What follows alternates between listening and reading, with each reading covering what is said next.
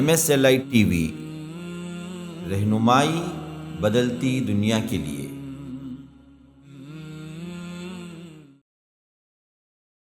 الحمد للہ رب العالمین والصلاة والسلام علی رسولہ الکریم، اما بعد۔ ہر قسم کی تعریف اللہ تبارک و تعالیٰ کے لیے ہے۔ بے پایاں درود و سلامتی نازل ہو اللہ کے تمام پیغمبروں پر، بالخصوص آخری پیغمبر محمد رسول اللہ صلی اللہ علیہ وسلم پر۔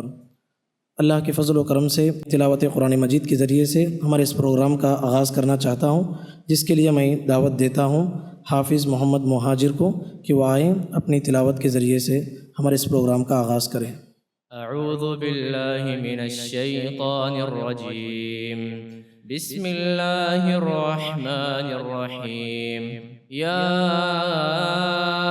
ایہا الذین آمنوا استعینوا بالصبر والصلاة ان اللہ مع الصابرین ولا تقولوا لمن يقتل في سبيل الله اموات بل احياء ولكن لا تشعرون ولنبلونكم بشيء من الخوف والجوع ونقص من الاموال والانفس والثمرات وبشر الصابرين الذين إذا أصابتهم مصيبة قالوا إنا لله وإنا إليه راجعون أولئك عليهم صلوات من ربهم ورحمة وأولئك هم المهتدون۔ بارک اللہ فیکم۔ آپ کے سامنے محمد مجاہد حمد پیش کریں گے۔ ہر ایک مقصد میں اللہ کو پکارا تھا، پکاریں گے۔ ہر ایک مقصد میں اللہ کو پکارا تھا، پکاریں گے۔ اسی کے سامنے سر کو جھکایا تھا، جھکائیں گے۔ کہاں جائز ہے یارو یا علی یا غوث کا نعرہ، کہاں جائز ہے یارو یا علی یا غوث کا نعرہ، یا اللہ کا نعرہ لگایا تھا، لگائیں گے۔ یا اللہ کا نعرہ لگایا تھا، لگائیں گے۔ وہی معبود ہے کہہ دو، وہی مسجود ہے سمجھو۔ وہی معبود ہے کہہ دو، وہی مسجود ہے سمجھو۔ وہی حاجت روا سب کو بتایا تھا، بتائیں گے۔ وہی حاجت روا سب کو بتایا تھا، بتائیں گے۔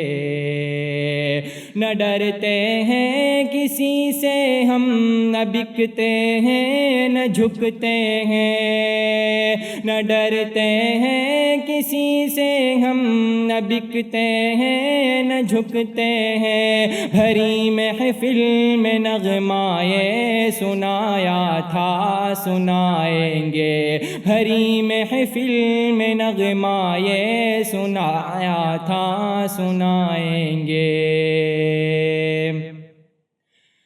رسول اللہ بشر ہے ہر جگہ حاضر نہیں، رسول اللہ بشر ہے ہر جگہ حاضر نہیں۔ واللہ یہی قرآن نے ہم کو بتایا تھا، بتائیں گے۔ واللہ یہی قرآن نے ہم کو بتایا تھا، بتائیں گے۔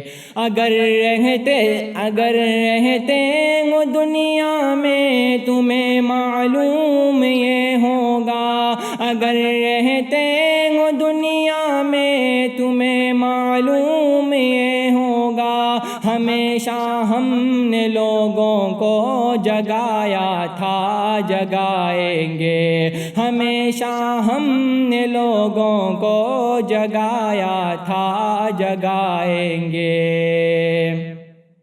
ہر ایک مقصد میں اللہ کو پکارا تھا، پکاریں گے، اسی کے سامنے سر کو جھکایا تھا، جھکائیں گے۔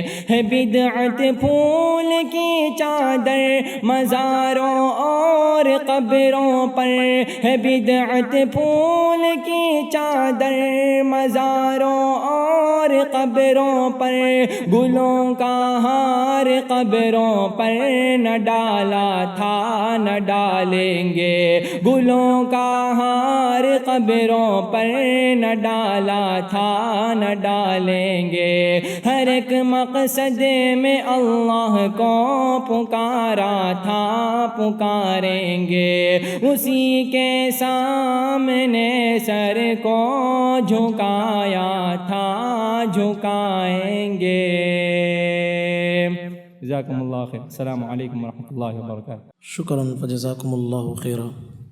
معزز بھائیوں، آپ جانتے ہیں اللہ تبارک و تعالیٰ نے محمد الرسول اللہ صلی اللہ علیہ وسلم کو ساری کائنات کے لیے رحمت بنا کر بھیجا تھا۔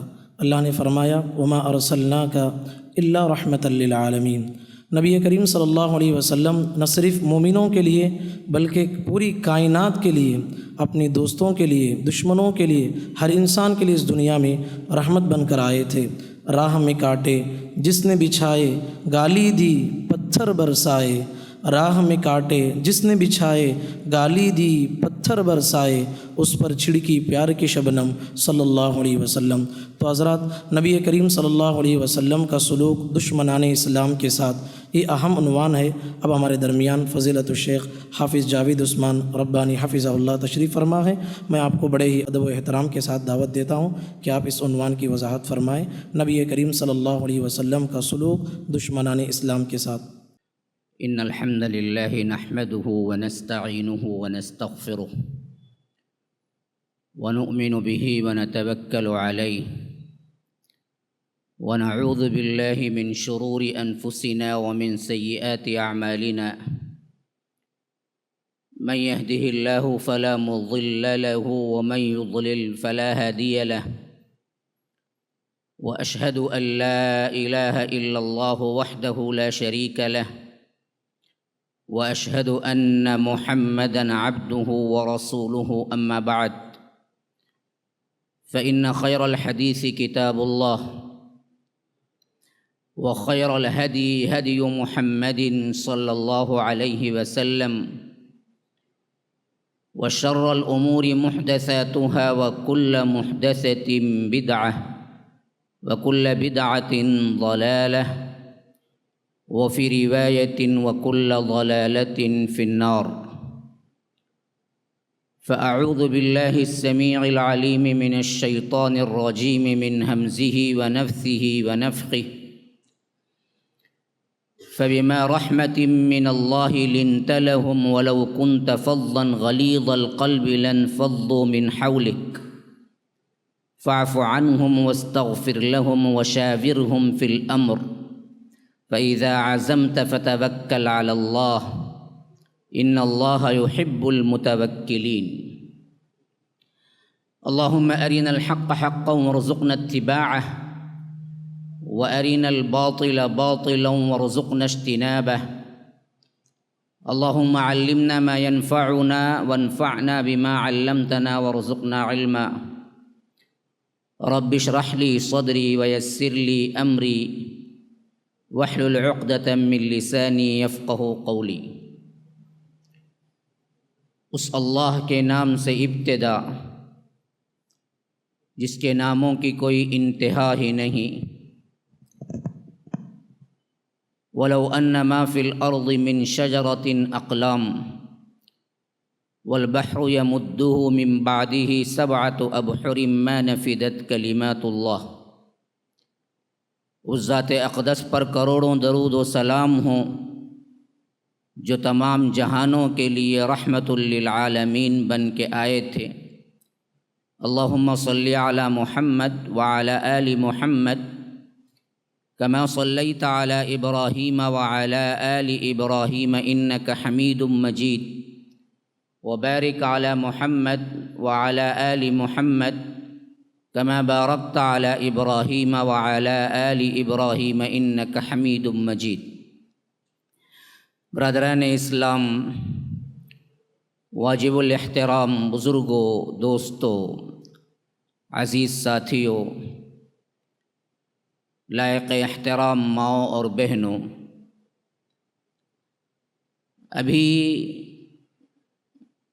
جس عنوان کے تحت مجھے مدعو کیا گیا تھا، جیسا کہ آپ لوگ جانتے ہیں، رسول اکرم صلی اللہ علیہ وسلم کا سلوک دشمنان اسلام کے ساتھ، اس کا ایک پس منظر ہے. اس ٹاپک کو بیان کرنے کا ایک پس منظر ہے جو کہ آج کل کے حالات ہیں. اللہ کے رسول صلی اللہ علیہ وسلم کو جب اللہ تبارک و تعالی نے نبی بنا کر بھیجا، اسی وقت اعلان عام ہو گیا تھا کہ انا ارسلناک بالحق بشیرا و نذیرا.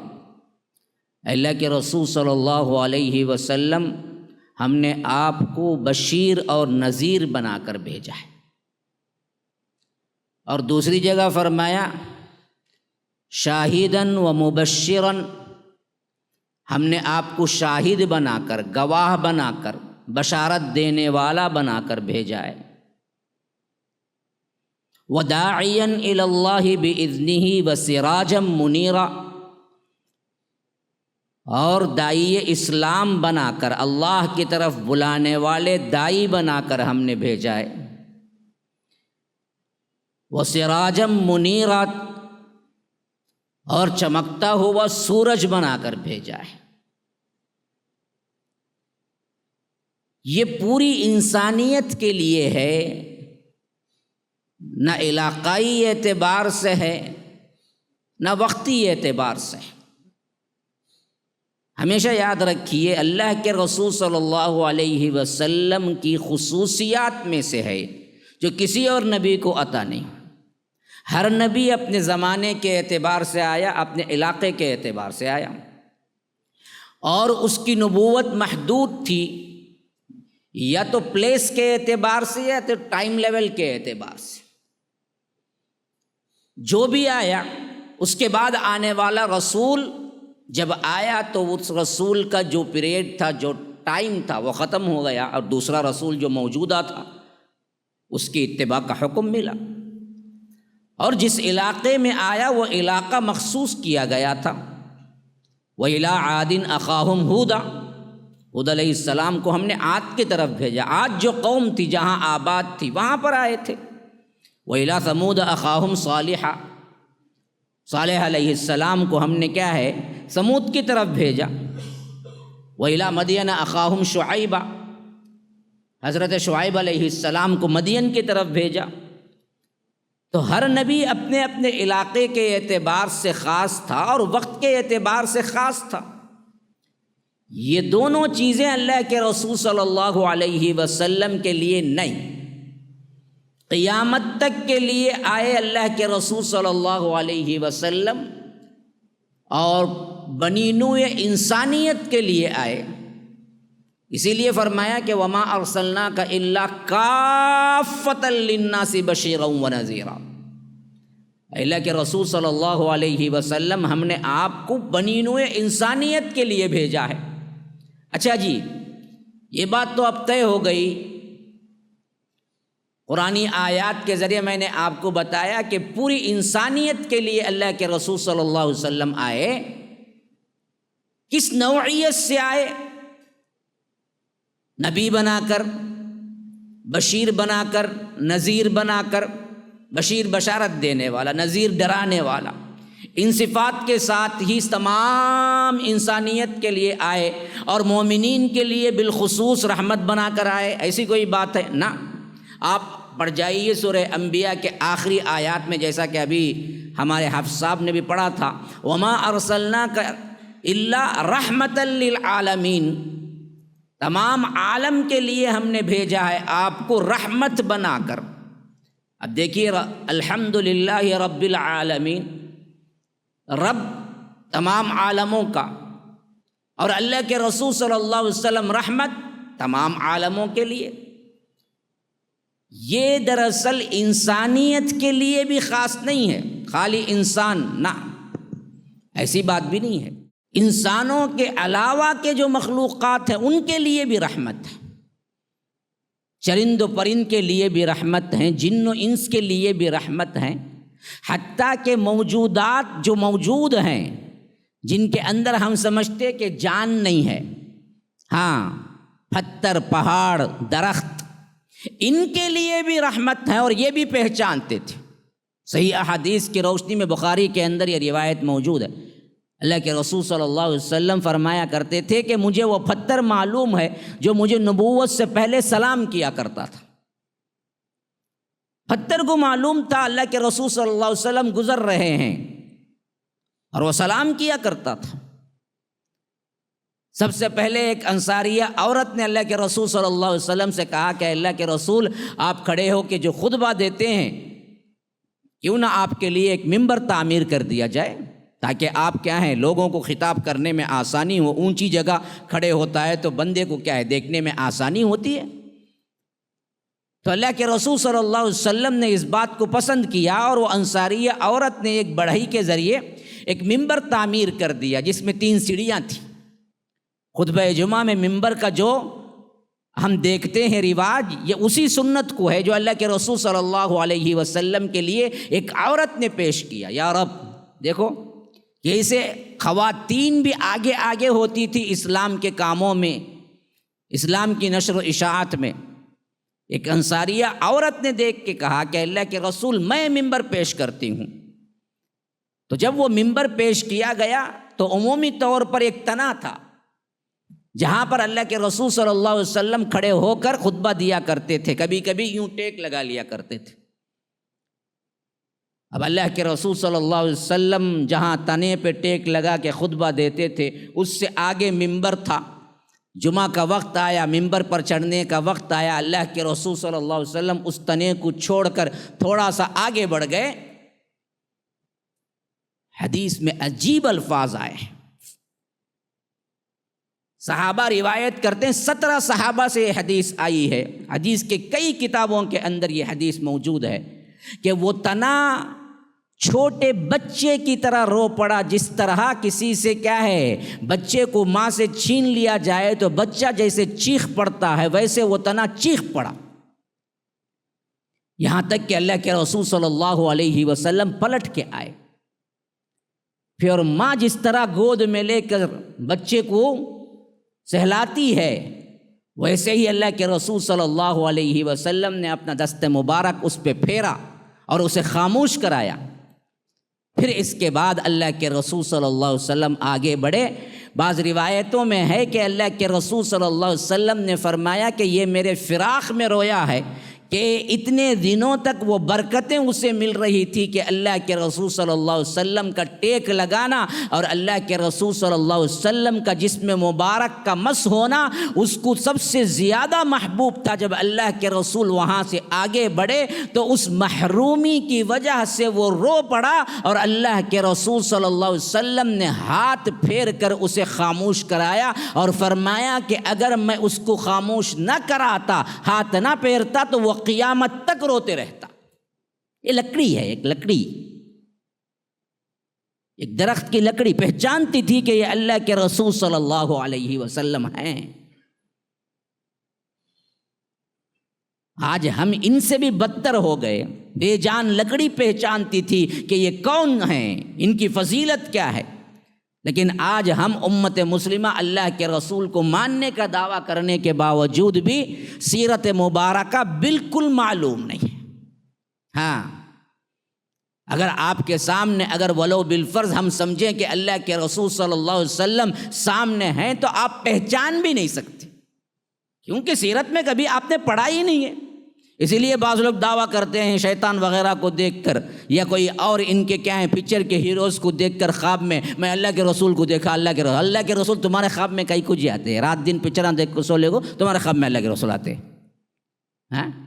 اللہ کے رسول صلی اللہ علیہ وسلم آنے کے لیے بھی بہت سی نشانیاں ہیں۔ اسی واسطے اسلاف کا معمول تھا کہ جب کوئی یہ دعویٰ کرتا تو اسلاف اسے بلا کے پوچھتے تو نے جس شخصیت کو دیکھا ہے ذرا حلیہ بیان کر۔ جب وہ حلیہ بیان کرتا اور وہ سیرت مبارکہ کے اندر شمائل کے اندر وہ حلیہ ملتا تو تب کہتے کہ تو نے اللہ کے رسول صلی اللہ علیہ وسلم ہی کو دیکھا ہے، ورنہ تو اللہ کے رسول صلی اللہ علیہ وسلم کہہ کر کوئی بھی آ کے شیطان بھی دراصل کیا ہے آ کے کہہ سکتا ہے، کیونکہ اللہ کے رسول صلی اللہ علیہ وسلم نے فرمایا کہ جس نے مجھے خواب میں دیکھا واقعتاً مجھے ہی دیکھا، اور وہ میری شکل شیطان پیش نہیں کر سکتا، لیکن یہ نہیں کہا کہ دوسری شکل میں آ کے شیطان اللہ کا رسول نہیں بول سکتا، یہ بول سکتا ہے، کیونکہ ہمیں سیرت معلوم ہی نہیں ہے۔ اسی لیے بعض اسلاف کا قول یہ ہے کہ جس نے اللہ کے رسول کو دیکھا اس نے اللہ کے رسول ہی کو دیکھا، لیکن جس نے پہلے دیکھ لیا تھا اس کے خواب میں آنا زیادہ ممکن ہے، جیسا کہ حضرت انس آخری زمانے میں کہا کرتے تھے کہ کوئی رات میری ایسی نہیں گزرتی جب میں اللہ کے رسول کو خواب میں نہ دیکھتا ہوں، کیونکہ پوری زندگی انہوں نے خدمت کی ہے، پورے 10 سال اپنی زندگی کے 10 سال اللہ کے رسول کی خدمت میں لگا دیے، انہیں پورا چہرہ یاد تھا، پورا حلیہ یاد تھا، تو محبت اتنی تھی کہ آخری زمانے میں کہا کرتے تھے کہ اکا دکا کوئی دن گزرا ہوگا جس میں اللہ کے رسول خواب میں نہ آئے، ورنہ محبت کا میرا یہ عالم ہے کہ اللہ کے رسول صلی اللہ علیہ وسلم کو میں ہر رات خواب میں دیکھتا ہوں۔ صحابہ جو پہلے دیکھے ان کے خواب میں آنا زیادہ ممکن ہے بنسبت ہم دراصل کیا ہیں 1400 سال بعد کوئی نعرہ لگائے اور اس میں یہ بھی کہہ دے کہ شریعت کی یہ بات مجھے معاف کر دی گئی، میں اللہ کے رسول سے آئے یہ کہا گیا، یہ سب کیا ہیں جھوٹے دعوے ہیں، اور جھوٹ خواب بیان کرنے سے اللہ کے رسول نے سخت منع کیا۔ بہرکیف بات کہیں سے کہیں نکل گئی، میں بتلانا مقصود تھا مجھے کہ انسانوں کے لیے نہیں بلکہ تمام کائنات کے لیے رحمت کی صفت کے ساتھ خاص طور پر بشیرن نذیرن ہے، لیکن یہ رحمت کی صفت جو ہے نا، یہ صفت کے ساتھ تمام بنی نوع انسانیت کے لیے اللہ کے رسول صلی اللہ علیہ وسلم آئے تھے، صرف بنی نوع انسانیت کے لیے نہیں بلکہ چرند و پرند اور جنوں کے لیے آئے تھے۔ مسائل ان کے بھی ہوتے تھے تو وہ رجوع ہوتے تھے اللہ کے رسول صلی اللہ علیہ وسلم کے پاس۔ ایک اونٹ آیا اللہ کے رسول صلی اللہ علیہ وسلم کے سامنے سجدے میں گر گیا، اللہ کے رسول صلی اللہ علیہ وسلم نے اس کے گردن پہ ہاتھ پھیرا اور کہا کہ مالک کہاں ہے؟ یہ کوئی غزوے کا سفر تھا، کوئی گاؤں تھا، مالک بھاگتے ہوئے آئے، کہا کہ اللہ کے رسول یہ میرا اونٹ ہے، کہا کہ اس نے مجھ سے شکایت کی ہے کہ تم کام زیادہ لیتے ہو اور چارہ کم دیتے ہو۔ یا رب، ایک اونٹ کو پتہ ہے کہ مجھے شکایت کہاں لے کے جانا ہے، اللہ کے رسول صلی اللہ علیہ وسلم کو وہ جانتا بھی ہے اور آ کے روتا بھی ہے، اپنی شکایت بھی لے آتا ہے اور کہتا ہے کہ اللہ کے رسول یہ معاملہ ہے، اور اللہ کے رسول کی رحمت دیکھو، ایک اونٹ کے لیے، جانور کے لیے بھی اللہ کے رسول صلی اللہ علیہ وسلم اس مالک کو بلا کے کہتے ہیں کہ اس نے شکایت کی ہے کہ تم کام زیادہ لیتے ہو اور چارہ کم دیتے ہو، تو وہ صحابی کانپ جاتے ہیں، کہتے ہیں اللہ کے رسول اس کے بعد تو میں اسے ایسا کروں گا کہ کبھی اس سے کوئی کام ہی نہیں لوں گا، یہ آپ کے لیے اللہ کے لیے وقف ہو جائے گا، یہ میں اسے چھوڑ دوں گا۔ کہا کہ اللہ کے رسول نہ، میں یہ چاہتا ہوں کہ مجھے تم فروخت کر دو، مجھے تم بیچ دو۔ صحابی نے کہا کہ اللہ کے رسول غلطی ہو گئی، میں اس کے ساتھ اچھا سلوک کروں گا۔ کہا کہ نہ، میں یہ چاہتا ہوں کہ تم مجھے قیمتاً بیچ دو۔ صحابی مجبور ہوئے، کہا کہ اللہ کے رسول قیمتاً نہیں تحفتاً رکھ لیجئے۔ کہا کہ نہ، تم مجھے قیمتاً بیچ دو۔ جب قیمتاً بیچ دی گئی اس کے بعد اللہ کے رسول نے کہا کہ میں اس کو آزاد کرتا ہوں، اس سے کوئی کام نہ لیا جائے، یہ وہ اونٹ ہے جو میرے پاس آ کے شکایت کیا ہے، اور میں سخی ہوں، میں حلیم ہوں، میں بردبار ہوں، میں رحیم ہوں، میں عزیز ہوں۔ اللہ تبارک و تعالیٰ نے اپنے نام خود دیے ہیں رسول اکرم صلی اللہ علیہ وسلم کو، لقد جاءکم رسول من انفسکم عزیز علیہ ما عنتم حریص علیکم بالمؤمنین رؤوف الرحیم۔ رؤوف بھی اللہ کا نام ہے، رحیم بھی اللہ کا نام ہے، لیکن اللہ نے اپنے حبیب کو یہ نام دیا تو اللہ کے رسول صلی اللہ علیہ وسلم نے کہا کہ نہ، یہ کام تم نہیں، میں کروں گا۔ اور پھر اس کے بعد بتایا گیا کہ اس اونٹ پر کوئی کام نہ لیا جاتا، اس اونٹ پر کوئی سوار نہ ہوتا۔ یہ مخلوقات کے لیے بھی رحمت ہے۔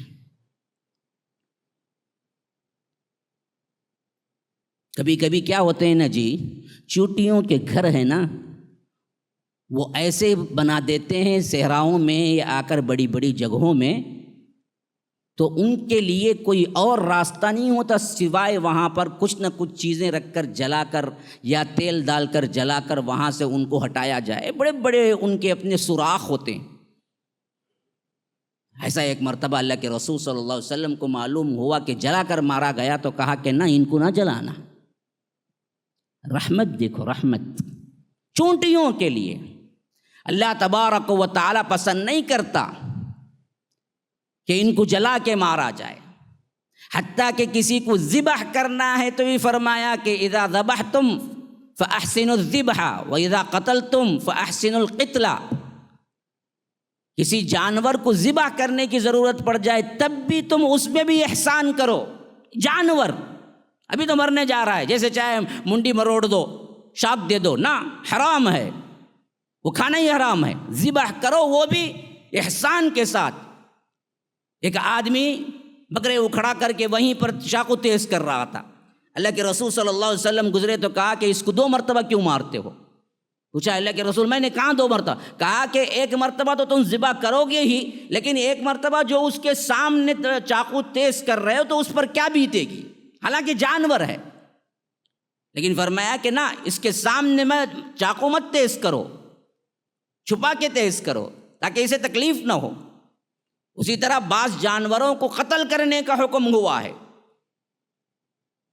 بچھو ہے، سانپ ہے، زہریلے جانور ہیں، اور اسی طرح کیا ہے جو سپلک ہے، لیکن فرمایا کہ اس کو بھی مارو تو تڑپا کے مت مارو، اس میں بھی احسان کرو۔ یہ وہ شخصیت ہیں جو سراپا رحم ہے، سراپا رحمت انسانیت ہیں۔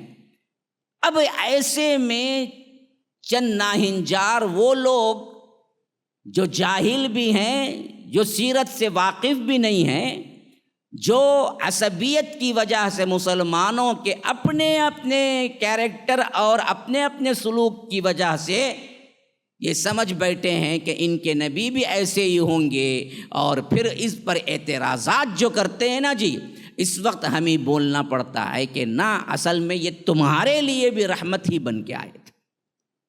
میں اس عورت کو جواب دے رہا ہوں اس پیغام کے تحت جس کے خلاف تم نے زبان کھولی ہے، یہ تمہاری اپنی نادانی ہے۔ اصل میں دیکھا جائے تو آج زبان کھولنے کا جو پاور تمہیں ملا ہے، اس پاور کو دینے والی انسانی آزادی اور انسان کے زبان کی آزادی اور انسان کے رہنے سہنے کی آزادی غلامی سے نکال کر عورت کو اس حد تک لانے میں سب سے اہم ترین رول خود جناب محمد الرسول اللہ صلی اللہ علیہ وسلم کا ہے۔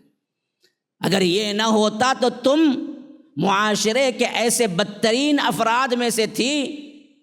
خود تمہارے اپنے مذہب کے اعتبار سے اگر کوئی شوہر مر جاتا تو پھر اسی کے ساتھ، اس کی چتا کے ساتھ اس کی عورت کو بھی جلا دیا جاتا۔ یہ ہندوستان کے قانون میں 8 سے 60-70 سال پہلے تک موجود تھا، اور اسے کوئی گھر میں اور کوئی مال میں باپ کے وراثت نہ تھی، اور اسی طرح اس کو جینے کا کوئی حق نہ تھا۔ ایسی عورت کو بلندیاں ملی ہیں تو وہ خود اسلام کے ذریعے اور جناب محمد الرسول اللہ صلی اللہ علیہ وسلم کے ذریعے۔ یہ نادانی ہے کہ انہیں پتہ نہیں ہے۔ اور ایک دوسری سب سے اہم ترین بات یہ بھی ہے، ہمیں بھی پتہ نہیں ہے۔ ہم نے بھی نہیں بتایا، ہم نے بھی نہیں سیکھا، ہم نے بھی نہیں کہا، ہم نے بھی سیرت مبارکہ کو اپنایا نہیں. ہمارے اندر بھی وہی چپقلش، ہمارے اندر بھی وہی لڑائیاں جھگڑے، بات بات پر تلوار، بات بات پر قتل، بے ایمانی. یہ سب جب انہوں نے دیکھا تو سمجھا کہ یہ مسلمان ہیں تو ان کا نبی بھی ایسے ہی ہوگا. وہ اخلاق کہاں گئے جو اخلاق اصحاب رسول اللہ صلی اللہ علیہ وسلم کے تھے؟ اسلام تلوار سے پھیلا، یہ بالکل غلط ہے. اسلام تو اخلاق سے پھیلا. تو یاد رکھیے آج اشد ضرورت ہے اس بات کی میرے بھائیوں. خواتین اسلام سن رہی ہیں، اللہ کی قسم کم از کم 24 گھنٹے میں 1 گھنٹہ نہیں پوچھتا ہوں میں، آدھا گھنٹہ تو سیرت مبارکہ کو دو. کوئی بھی سیرت پڑھو، خواہ وہ چند پیجز پر موجود کیوں نہ. بیٹھنے والوں میں کتنے ہیں جو سیرت النبی پڑھے ہیں؟ کوئی ایک کتاب زندگی میں، ایک کتاب، سنگل کتاب. ہاں کیا کیا نہیں پڑھتا. صبح اٹھتا تو پورا پیپر پڑھ جاتا. ہاں نوجوان انجینئرنگ ڈاکٹر بنتا تو کتابوں کی کتابیں چاٹ جاتا. اللہ کے رسول صلی اللہ علیہ وسلم کی سیرت مبارکہ کو پڑھا نہ پڑھا کوئی جانتا ہی نہیں ہے. اتنا بڑا حادثہ ہم پہ گزرنے کے باوجود بھی کوئی اویئرنیس ہے ہمارے اندر؟ سوائے پروٹیسٹ کے، سوائے کیا ہے احتجاج کے، کوئی دوسرا بھی عمل ہوا ہمارے اندر؟ اس نے اعتراض کیا. بعض مسلمان اپنے جو غدار قسم کے ہیں ان لوگوں نے تائید تک کی کہ ہاں وہ کب صحیح کہہ رہی ہے، وہی تو ہوا. ارے بدبخت، وجہ کیوں بنی یہ؟ کیونکہ یہ بدبخت مسلمان نام پہ دھبا ہے، اس نے سیرت پڑھی بھی نہیں ہے. جیسا کہ میں نے پہلے خطبے میں بھی کہا تھا کہ 6 سال کی عمر میں شادی ہوئی جس کا اعتراض ہے، لیکن وہ کیوں ہوئی، کس ماحول میں ہوئی، اسلام کے قوانین کیا ہیں، یہ کتنے لوگوں کو معلوم ہے؟ اگر کوئی غیر مسلم آپ سے پوچھے کیا جواب دیں گے آپ؟ کیسے مطمئن کریں گے؟ ہے نالج. ابھی میں ایک واقعہ پڑھ رہا تھا. ایک ڈاکٹر کہتے ہیں، ایک ڈاکٹر کہتے ہیں کہ میں فلائٹ میں جا رہا تھا، فلائٹ کا سفر تھا کسی یورپین کنٹریز کی طرف. بڑا لمبا سفر تھا کیونکہ ایشیا سے یورپین کنٹریز کا سفر کبھی کبھی 16 گھنٹے کا ہوتا ہے، کبھی کبھی کیا ہے 17 گھنٹے کا ہوتا ہے. بڑا لمبا سفر تھا اور میں اپنی پڑھائی مکمل کر کے پریکٹس کے لیے جا رہا تھا. ایئر ہوسٹس نے جب آ کے مجھے شربت پیش کیا، پانی پیش کیا، ساتھ میں سیٹ بھی خالی تھی، تو وہ ساتھ میں کیا ہے لمبا سفر ہوتا ہے تو کبھی کبھی باتیں بھی شروع ہو جاتی ہیں. وہ ساتھ میں بیٹھ گئی اور مجھ سے پوچھا تمہیں پتہ ہے اسلام کے بارے میں؟ میں نے کہا کہ ہاں بہت کچھ پتہ ہے. مسلمان ہونا؟ کہا کہ ہاں مسلمان ہوں. کہا کہ تمہیں پتہ ہے تمہارے نبی نے 6 سال کی بچی سے نکاح کیا؟ اب میں حیران، نہ میں ہاں کہنے کو نہ کہنے کو، کیونکہ مجھے خود پتہ نہیں تھا. وہ کہہ رہے ہیں کہ مجھے پتہ بھی نہیں تھا کہ یہ واقعہ واقعتاً ہوا ہے یا نہیں. میں کیا کرتا؟ میں کیا جواب دیتا؟ میں نے تو خاموشی سے سر جھکا لیا. تو تھوڑی دیر دیکھی کہ میرے جملے سے متاثر ہو گیا ہے تو اس نے اگلا جملہ چھوڑا. اس نے کہا کہ میں یہ جو بات کہہ رہی ہوں یہ بالکل حق ہے، جاؤ تمہارا اسلام پڑھ کے دیکھو، یہ بات بالکل صحیح ہے، میں جھوٹ نہیں بول رہی ہوں، تمہارے نبی نے 6 سال کی بچی کے ساتھ نکاح کیا. میں نے کہا کہ ایسا ہے؟ کہا کہ ہاں یہ بالکل ایسا ہی ہے، حق ہے، یہ میں جھوٹ نہیں بول رہی. پھر اس کے بعد اس پر لیکچر دی، اتنا دی کہ میں جب ایئرپورٹ سے اترا تو میں مسلمان نہیں تھا.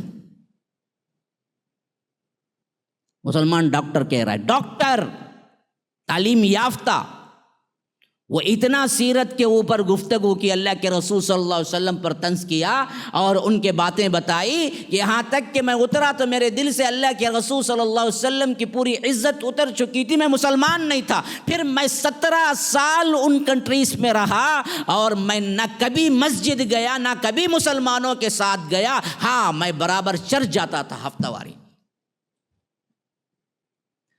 اور وہاں کے مسلمان مجھے عیسائی سمجھتے تھے اور عیسائی مجھے سمجھتے تھے کہ یہ مسلمان ہے لیکن دل کے ساتھ عیسائی ہے۔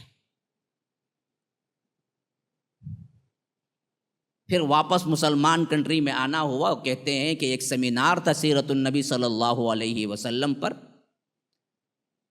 اور اس وقت ایک سوال یہ بھی تھا کہ اللہ کے رسول صلی اللہ علیہ وسلم نے اتنی شادیاں کیوں کی؟ ایک لیکچر اس میں اس مضمون کا بھی تھا۔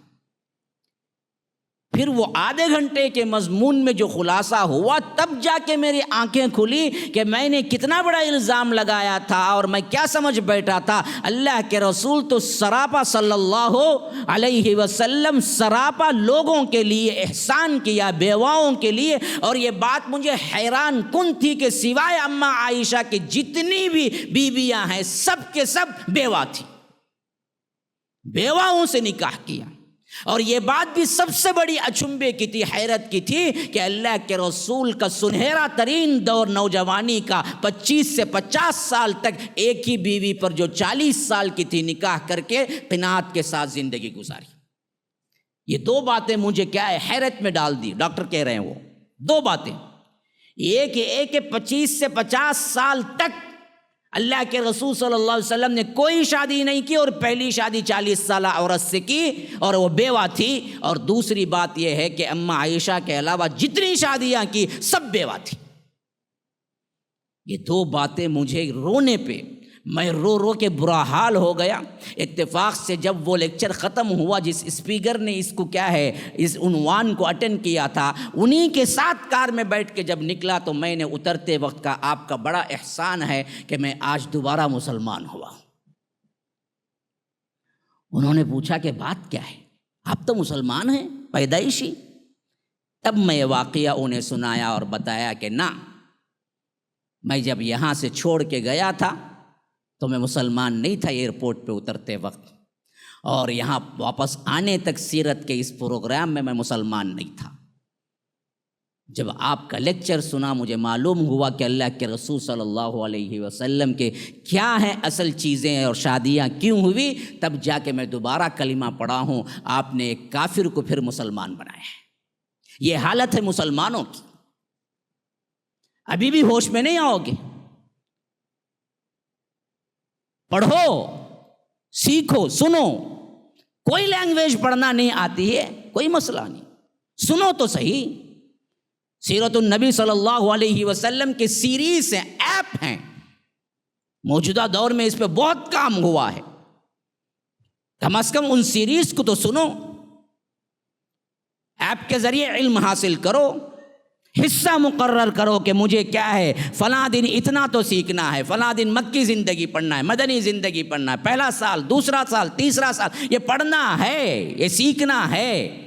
اللہ کے رسول صلی اللہ علیہ وسلم طائف کا سفر کیوں ہوا یہ مجھے معلوم ہونا ہے۔ اللہ کے رسول صلی اللہ علیہ وسلم میں جنگ بدر میں کیا ہوا، کیوں جنگ کی، یہ تمام چیزیں جب تک آپ کے ذہنوں میں آئیں گی نہیں، یاد رکھو اس کا جواب نہیں ہو سکتا جو کچھ بھی آج ہو رہا ہے، آج نہیں پھر بھی ہوگا، پھر بھی نہیں پہلے بھی ہوا تھا۔ دشمنان اسلام نے اس پر ہمیشہ سے وبال اٹھایا تھا، اور ہمیشہ مسلمان دوسرے ٹریک پہ گئے ہیں، چند توڑ پھوڑ کر دیا، چند چیزوں کی چند احتجاجات کر دیے، چند نعرے لگا دیے، لیکن اپنی زندگی نہیں تبدیل کی۔ میرے بھائی، ہمارے بچے کو سیرت یاد ہونی چاہیے۔ اللہ کے رسول صلی اللہ علیہ وسلم کا ایک ایک کام اسے ازبر ہونا چاہیے، اور اس کو معلوم ہونا چاہیے کہ ایسا اس وقت ہوا تو کیوں ہوا، سراپا رحمتیں جنگ کیوں کی۔ سوال ہوتا نا، آپ کوئی کر دے آپ سے، آپ تو کہتے ہیں کہ رحمت رحمت، لیکن اللہ کے رسول صلی اللہ علیہ وسلم کی وجہ سے اتنے لوگ قتل ہوئے، جواب کیا ہے آپ کے پاس؟ پڑھو، سیکھو، سمجھو۔ کل 82 جنگیں ہوئی ہیں تقریباً، لیکن ان میں اللہ کے رسول صلی اللہ علیہ وسلم اور کفار ملا کے جتنے قتل ہوئے نا، وہ آج کے ہیروشیما ناگاساکی میں جو بام ڈالے گئے تھے اس کا ایک نہیں بلکہ 0.001% بھی نہیں، جو ایک بام میں تم نے کیا ہے انسانیت کو جو کچھ دیا تھا۔ ان بدبختوں نے جن کے دامن خود تار تار ہیں وہ اللہ کے رسول صلی اللہ علیہ وسلم پہ کیچڑ اچھالتے ہیں اور ہم ڈر جاتے ہیں۔ وجہ اس کی یہ ہے کہ علم نہیں ہے۔ بدبخت سورج پہ تھوکنے کی کوشش کرتا ہے، یاد رکھ اگر تو یوں تھوکے گا تو تیرے اوپر ہی پڑے گا، سورج کا کوئی نقصان نہیں۔ مسئلہ یہ ہے ہمارا کہ ہم اس کو پڑھتے نہیں، سمجھتے نہیں۔ سیرت مبارکہ کا ایک ایک پہلو، میں تو کہتا ہوں اگر ایک ایک دن نکال لو تو ہر دن ایک واقعہ میں تمہیں سنا سکتا ہوں جس میں اللہ کے رسول صلی اللہ علیہ وسلم نے دشمنان اسلام کے ساتھ وہ سلوک کیا۔ اگر کوئی ان کا اپنا لیڈر کرتا تو آج اس کو ولبھ بھائی پٹیل کا جس طرح انہوں نے کیا مجسمہ بنایا اس سے بھی ڈبل مجسمہ بنا لیتے، لیکن تمہاری پوری ہندو تاریخ میں نہیں ہے کہ کوئی ایک ہیرو تمہیں ملے۔ اللہ کے رسول صلی اللہ علیہ وسلم کے پاؤں مبارک کے دھول کے برابر بھی کوئی لیڈر انسانیت کو نہیں ملا۔ یہ ہمارے لیے فخر کا باعث ہے کہ اللہ کے رسول صلی اللہ علیہ وسلم جیسی شخصیت ہمیں ملی، اور ہم اتنے زیادہ بے پرواہ اور ہم اتنے زیادہ اللہ کے رسول صلی اللہ علیہ وسلم کی سیرت سے غافل ہیں کہ کہنا پڑتا ہے کہ ہم جیسی قوم بھی شاید دنیا میں کوئی نہیں ہوگی جن کو خود ایسا لیڈر ملا ہو جس کا رب نے تعریفوں کا، اللہ کے رسول صلی اللہ علیہ وسلم کے تعریفوں پر کئی آیتیں اتار دی ہیں، لیکن ہم نے کبھی کیا ہے ٹسمس نہیں ہوا ہے۔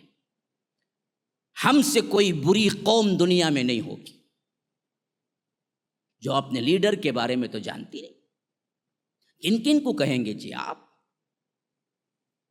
جن باتوں پر تم اعتراض کرتے ہو تمہارے اپنے اگر اسی اعتراض پر تمہارے خداؤں اور تمہاری تاریخ کو کھنگال لیا جائے تو تم منہ چھپانے کے بھی قابل نہیں۔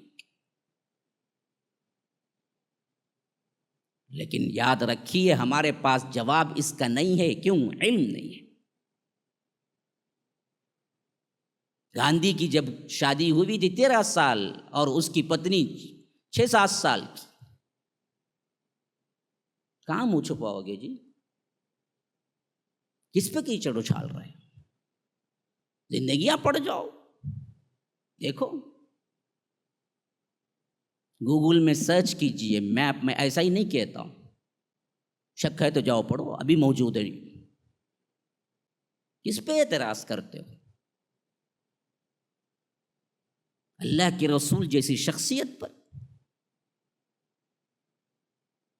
ہمیں اصل میں کیا ہے، یہ درد مندی نہیں ہے۔ رسول سے محبت کے تو نعرے ہیں، جھوٹے نعرے ہیں۔ میلاد النبی میں کیا ہے، نت نئے کھانے بنا کے کھائیں گے، یہ تو ہے، لیکن صحیح طور پر اس کی سیرت کو، ان کے اخلاق کو اپنانا یہ دراصل مشکل کام ہے نا جی۔ ہم کو تو کیا ہے، آسان کام پسند ہے بس۔ اللہ کے رسول صلی اللہ علیہ وسلم کا اسوہ دیکھو۔ مکی زندگی کے اندر دشمنان اسلام نے کیا کچھ نہیں کیا، لیکن اللہ کے رسول صلی اللہ علیہ وسلم نے کیسے جواب دیا انہیں۔ جب آغاز ہوا، سب سے پہلا کوہ صفا پر جو پہاڑی کا واز ہے، جس کی تفصیل احادیث میں موجود ہے، اللہ کے رسول صلی اللہ علیہ وسلم نے بلایا، سب کو دعوت دی،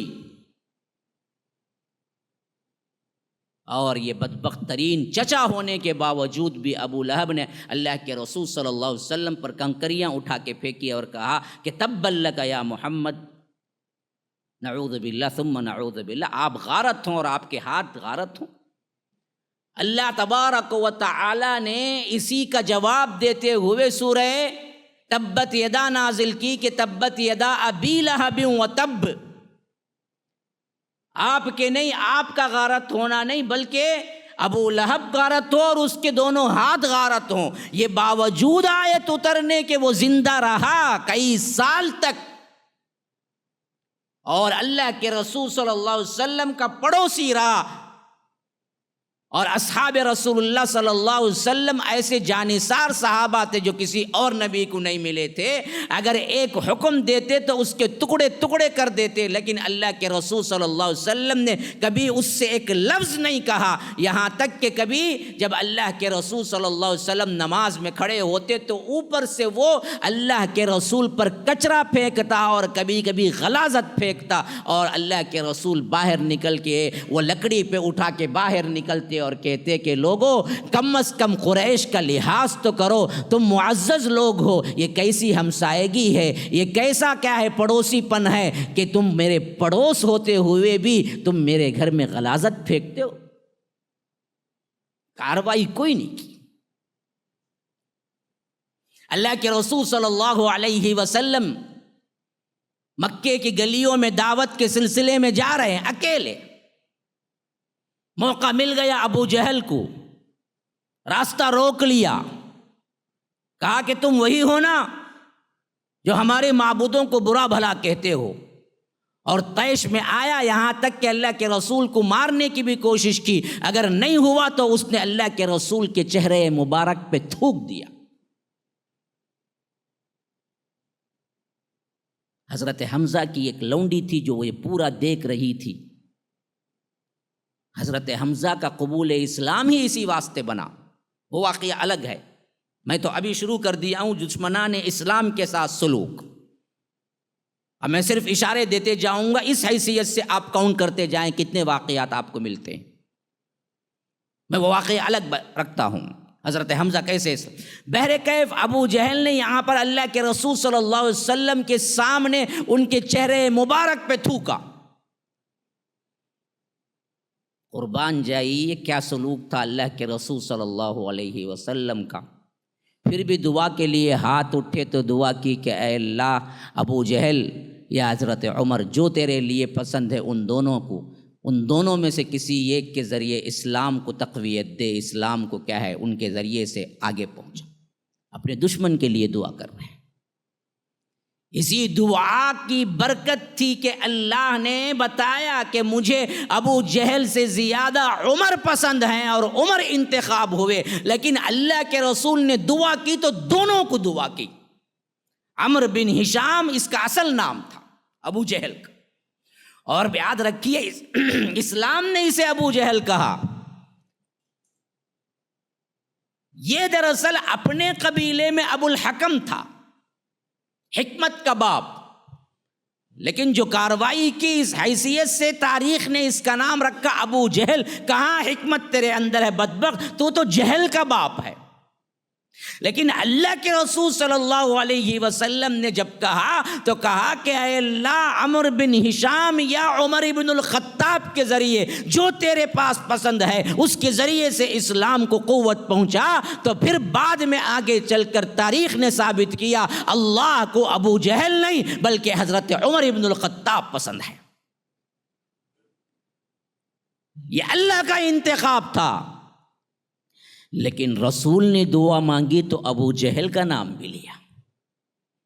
وہ بدبخت جس نے اللہ کے رسول صلی اللہ علیہ وسلم پہ خود کیا ہے تھوکا ہے، کئی مرتبہ مارنے کی سازش کی ہے، کئی مرتبہ اللہ کے رسول صلی اللہ علیہ وسلم سے گستاخانہ سلوک کیا ہے، لیکن ہمیشہ ان کے ساتھ اللہ کے رسول صلی اللہ علیہ وسلم دعا گو رہے۔ عام مکے میں قحط پڑ گیا جب اللہ کے رسول صلی اللہ علیہ وسلم کی نافرمانی ہوئی۔ قریش آئے، کہا کہ اللہ کے رسول صلی اللہ علیہ وسلم آپ دعا کر دیں، قحط چلا جائے ہم اسلام قبول کر لیں گے۔ اللہ کے رسول صلی اللہ علیہ وسلم نے بحیثیت مجموعی ان کی وہ دعا کو قبول کیا اور خود دعا کی کہ اے اللہ ان لوگوں پر سے قحط کو ٹال دے۔ قحط گیا، پھر یہ مکر گئے۔ اللہ کے رسول صلی اللہ علیہ وسلم کہہ سکتے تھے تم دشمنان اسلام میری قتل کی سازشیں کرتے رہے اور مجھے مارنے کی سازشیں کرتے رہے، اسلام کے خلاف رہے، آج تم آ کے مجھ سے کہتے ہو کہ دعا کرو، میں کیوں دعا کروں؟ اسی قحط کے ذریعے تمہیں نیست و نابود کر دیا جائے، میں الٹا وہ دعا کروں گا؟ نہ، اللہ کے رسول نے ان کے لیے دعائیں کی۔ 10 نبوت کا وہ واقعہ کس کو نہیں پتا ہے؟ جب اللہ کے رسول صلی اللہ علیہ وسلم تمام عرب سے کیا ہے بالکل مایوس ہو گئے، یہ اب اسلام قبول کرنے والے نہیں ہیں۔ کہیں باہر کی طرف جائیں اور سب سے اہم ترین جو اس وادی کے اعتبار سے، اس مکے کی وادی کے اعتبار سے جو قبیلہ تھا، وہ قبیلہ طائف میں تھا۔ اللہ کے رسول صلی اللہ علیہ وسلم نے سوچا کہ طائف جائیں گے، شاید وہاں کے لوگ جلدی اسلام قبول کر لیں۔ کوئی سواری نہیں، کوئی زیادہ راہ نہیں، آج پوری کی پوری روڈ ہے اور بہترین روڈ ہے۔ یاد رکھو، ایسی ہونے کے باوجود بھی اس روڈ پر پیدل سفر کر کے طائف تک پہنچنا، کیونکہ طائف پہاڑی ہے، جیسے یہاں کی اوٹی وغیرہ ہے، وہی حیثیت کیا ہے مکے میں طائف ہے، 90 کلومیٹر کے قریب۔ آج کے بہترین لائٹس اور بہترین روڈ ہونے کے باوجود بھی میں دعوے سے کہتا ہوں کہ کوئی بندہ پیدل نہیں چڑھ سکتا اتنے اچھے روڈ میں، اور پیدل سفر کر کے طائف نہیں پہنچ سکتا۔ آج جب نہ کوئی روڈ تھی، نہ کوئی راستہ تھا، نہ کوئی لائٹس تھی، دعوت اسلام کے خاطر اللہ کے رسول صلی اللہ علیہ وسلم اپنے ساتھی کو، خاص طور پر اپنے متبنہ بیٹے کو زید بن حارثہ کو ساتھ لے کر یہ طائف کا سفر کیے ہوں گے تو کیا مشکلات رہی ہوں گی، کیسے سفر کیا ہوگا۔ 90 کلومیٹر کا سفر پیدل، اور پہاڑی، سیدھا سفر نہیں تھا، پہاڑ چڑھنا تھا۔ پھر چڑھتے ہوئے جب پہنچے وہاں پر 3 بھائی ایک ہی باپ کے بیٹے تھے جو الگ الگ قبیلوں پہ حکومت کرتے تھے، وہی لوگ آباد تھے، عبد یالیل، حبیب، مسعود، یہ 3 لوگ تھے۔ اللہ کے رسول صلی اللہ علیہ وسلم نے ہر ایک سے الگ الگ ملاقات کی، ہر ایک نے طنزیہ جواب دیا، مذاق اڑایا۔ کسی نے کہا کہ اچھا اللہ نے آپ کو نبی بنایا ہے، جیسے ہم جیسے بڑے بڑے سرداروں کو جو دولت مند ہیں، اللہ نے ہم کو تو نبی نہیں بنایا، آپ غریب اور یتیم ہیں، آپ کو نبی بنا دیا۔ اگر ایسی بات ہے تو پھر تو کعبے کے پردے کو ہی پھاڑ دینا چاہیے، طنز سے، ہاں طنز سے کہا۔ دوسرے نے کہا کہ اگر آپ نبی ہیں تو پھر تو کیا ہے، آپ سے اگر میں بات کر کے انکار کروں تو بڑی غلط بات ہوگی، اگر آپ نبی نہیں ہیں، جھوٹ بول رہے ہیں، تو ایسے جھوٹے سے میں بات ہی نہیں کرتا۔ یہ جوابات تھے، یہاں تک کہ اللہ کے رسول صلی اللہ علیہ وسلم نکلے تو ان لوگوں سے صرف ایک ریکویسٹ کی، کہا کہ دیکھو میں تم سے اس امید پر آیا تھا کہ کوئی اسلام قبول کرے گا اور تم سب نے انکار کر دیا، لیکن یہ تمہارے اور ہمارے درمیان کی بات ہے، اس بات کو مت پھیلاؤ، لوگوں تک لے کے مت جاؤ، کیونکہ وہ لوگ تمہاری محبت میں ہم سے دشمنی کریں گے، اس بات کو راز رکھنا، میں جیسے آیا ہوں ویسے ہی واپس جاتا ہوں۔ لیکن بدبختوں نے یہ ریکویسٹ بھی مانا نہیں۔ جب اللہ کے رسول صلی اللہ علیہ وسلم باہر نکلے، ان سرداروں نے وہاں کے اوباشوں کو، وہاں کے لڑکوں کو، ناہنجاروں کو صرف اتنا نہیں کہ یہ دعوت لے کے آئے تھے کہا، بلکہ کہا کہ یہ کوئی دیوانہ ہے جو آ گیا ہے ہمارے ہاں، اس کے ساتھ جو چاہا سلوک کرو، ہم پوچھنے والے نہیں ہیں۔ پھر اس کے بعد وہ تاریخ ساز سلوک ہوا ہے جس کو جب بھی پڑھتے ہیں، اگر آپ کے اندر واقعتاً دل ہے، دل نام کی کوئی چیز ہے، پتھر نہیں بن گیا ہے، تو یاد رکھو آنسو ٹپک پڑیں گے آنکھوں سے۔ کسی نے پتھر پھینکا ہے، کسی نے گالیاں دی ہیں، کسی نے کچھ اور طریقے سے زخم کیا ہے، یہاں تک کہ اللہ کے رسول صلی اللہ علیہ وسلم کے جسم مبارک سے خون رسنے لگا، اور حضرت زید بن حارثہ ادھر سے آ رہے ہیں، کوئی پتھر نہ لگ جائے، ادھر سے آ رہے ہیں، ادھر سے چوطرفہ پتھر پڑ رہے ہیں، کتنے طرف سے آئیں گے، چاروں طرف سے کیسے ایک ہی آدمی سنبھال پائے گا؟ تو جتنے اللہ کے رسول صلی اللہ علیہ وسلم کو پتھر لگے، ایسے ہی زید بن حارثہ کو بھی لگ رہے رہے ہیں، لیکن اللہ کے رسول صلی اللہ علیہ وسلم کو زیادہ لگے اور خون رس رہا ہے، خون گر رہا ہے، گرتے گرتے خون جوتیوں میں منجمد ہو گیا، اور جس کی وجہ سے اللہ کے رسول صلی اللہ علیہ وسلم کو نقاہت اور کمزوری ہو گئی، چلنا مشکل ہو گیا۔ تو زید بن حارثہ بے ہوش ہونے کے قریب تھے، اللہ کے رسول زید بن حارثہ اپنے کھندے میں ڈالے، اور یہاں سے کیا ہے، عداس جو کہ ایک غلام تھا اس کے باغ میں پہنچے ہیں، وہاں پر انگور اور پانی پیش کیا گیا، تب کہیں جا کے اللہ کے رسول صلی اللہ علیہ وسلم کو ہوش آیا۔ یہ کیفیت ہوئی ہے، یہاں تک کہ اللہ کے رسول صلی اللہ علیہ وسلم جب طائف کی وادی سے نکل گئے، وادی نخلا میں پہنچے، اور وادی نخلا میں پہنچے تو اللہ کے رسول صلی اللہ علیہ وسلم کا دل بڑا غمزدہ تھا۔ وہ دعا خاص طور پر سیرت کی کتابوں میں آئی ہے، اس وقت جب اللہ کے رسول صلی اللہ علیہ وسلم نے کیا تھا۔ بعض محدثین نے اس میں کلام کیا ہے، لیکن وہ دعا جب پڑھتے ہیں تو دل اندر سے تڑپ اٹھتا ہے۔ اللہ کے رسول صلی اللہ علیہ وسلم نے کہا کہ اے اللہ، یہ کس کے حوالے کر دیا ہے؟ ایسے لوگوں کے حوالے جو مجھے پہچانتے نہیں ہیں، جو مجھے زخم دیتے ہیں، جو مجھ پہ تکلیف پہنچاتے ہیں، اور وہ بھی پورے 10 سال ہو چکے دعوت کو شروع ہو کر۔ یہ 11واں سال تھا، یہ 10 کا آخری تھا جہاں طائف کا سفر کیا، اور ان لوگوں کے کرتوت ایسے کہ اللہ کے رسول صلی اللہ علیہ وسلم زخمی ہیں، ان زخموں سے زیادہ دل زخمی ہے۔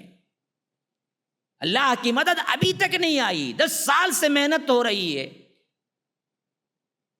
اسی لیے وادی نخلا میں پہنچے تو اللہ کے رسول صلی اللہ علیہ وسلم نے کہا کہ اللہ کن کے حوالے کر دیا ہے؟ ان بدبختوں کے حوالے جو مجھے پہچانتے نہیں، جانتے نہیں ہیں، اور یہ لوگ مجھ سے ایسا سلوک کرتے ہیں۔ اس کے بعد کا جملہ جب بھی پڑھتا ہوں تھرا کے رہ جاتا ہوں۔ اللہ کے رسول صلی اللہ علیہ وسلم نے کہا کہ اے اللہ، کہیں تو مجھ سے ناراض تو نہیں ہے جس کی وجہ سے مجھ پر مصیبتیں آ رہی ہیں؟ کہیں تیری ناراضگی کی وجہ سے تو یہ لوگ مجھ پر زخم اور مجھ پر پتھر تو نہیں برسا رہے؟ تیری ناراضگی کی وجہ سے تو کہیں تو نے کیا ہے، ان لوگوں کے حوالے تو نہیں کر دیا ہے؟ پھر اس کے بعد کا جو جملہ ہے وہ بڑا پیارا جملہ ہے۔ اللہ کے رسول صلی اللہ علیہ وسلم نے کہا کہ اے اللہ، اگر تو راضی ہے اور تجھے معلوم بھی ہے کہ مجھ پہ کیا بیت رہا ہے، اور تو یہ سب کچھ ہونے پر بھی تو راضی ہے، تو میں بھی راضی ہوں، مجھے کوئی تکلیف نہیں ہے اس میں، بس مجھے ڈر ہے تو تیری ناراضگی کا ڈر ہے۔ اگر تو راضی ہے اور تجھے معلوم ہے مصیبت مجھ پہ پڑ رہی ہے، پتھروں سے ان بدبختوں نے مجھے زخمی کر دیا ہے، پھر بھی تو راضی ہے تو میں بھی راضی ہوں اسی پر، خواہ مجھے ٹکڑے ٹکڑے کر دیا جائے، کوئی مسئلہ نہیں، تیری رضا کا طالب ہوں بس۔ یہ دعا ہے دعا المستضعفین، اس سے یہ دعا مشہور ہے۔ یہی وہ دعا ہے جس کے بارے میں مفسرین کہتے ہیں کہ پھر اللہ تبارک و تعالیٰ کی رحمت الہی جوش میں آئی، اور اللہ کے رسول صلی اللہ علیہ وسلم کے پاس جبرائیل آئے، اور ساتھ میں پہاڑوں کا فرشتہ بھی تھا۔ کہا کہ اللہ کے رسول، اللہ تبارک و تعالیٰ نے ہمیں حکم دیا، پہلے تو سلام ہوا، حضرت جبرائیل نے سلام کیا، پھر اس کے بعد کہا کہ اللہ کے رسول میرے ساتھ پہاڑوں کا فرشتہ بھی ہے، وہ بھی سلام کہتا ہے۔ جب سلام کا جواب ہو گیا، سلام دعا ہو گئی، پھر اس کے بعد حضرت جبرائیل نے کہا کہ یہ وادی جو طائف کی ہے 2 پہاڑوں کے درمیان ہے، اور یہ 2 پہاڑوں کے درمیان جو وادی ہے، ان پہاڑوں کا جو ذمہ دار فرشتہ ہے وہ میرے ساتھ ہے، اور اللہ نے ہمیں حکم دے کے بھیجا ہے کہ اگر آپ اجازت دیں تو وہ بدبخت مخلوق جو آپ پر پتھراؤ کی ہے، ان 2 پہاڑوں کو ہم جما دیں اور یہ وادی پس کے رہ جائے، بس آپ کے حکم کا انتظار ہے۔ اللہ نے ہمیں آپ سے اجازت لینے کا حکم دیا ہے۔ کہ اگر آپ کہیں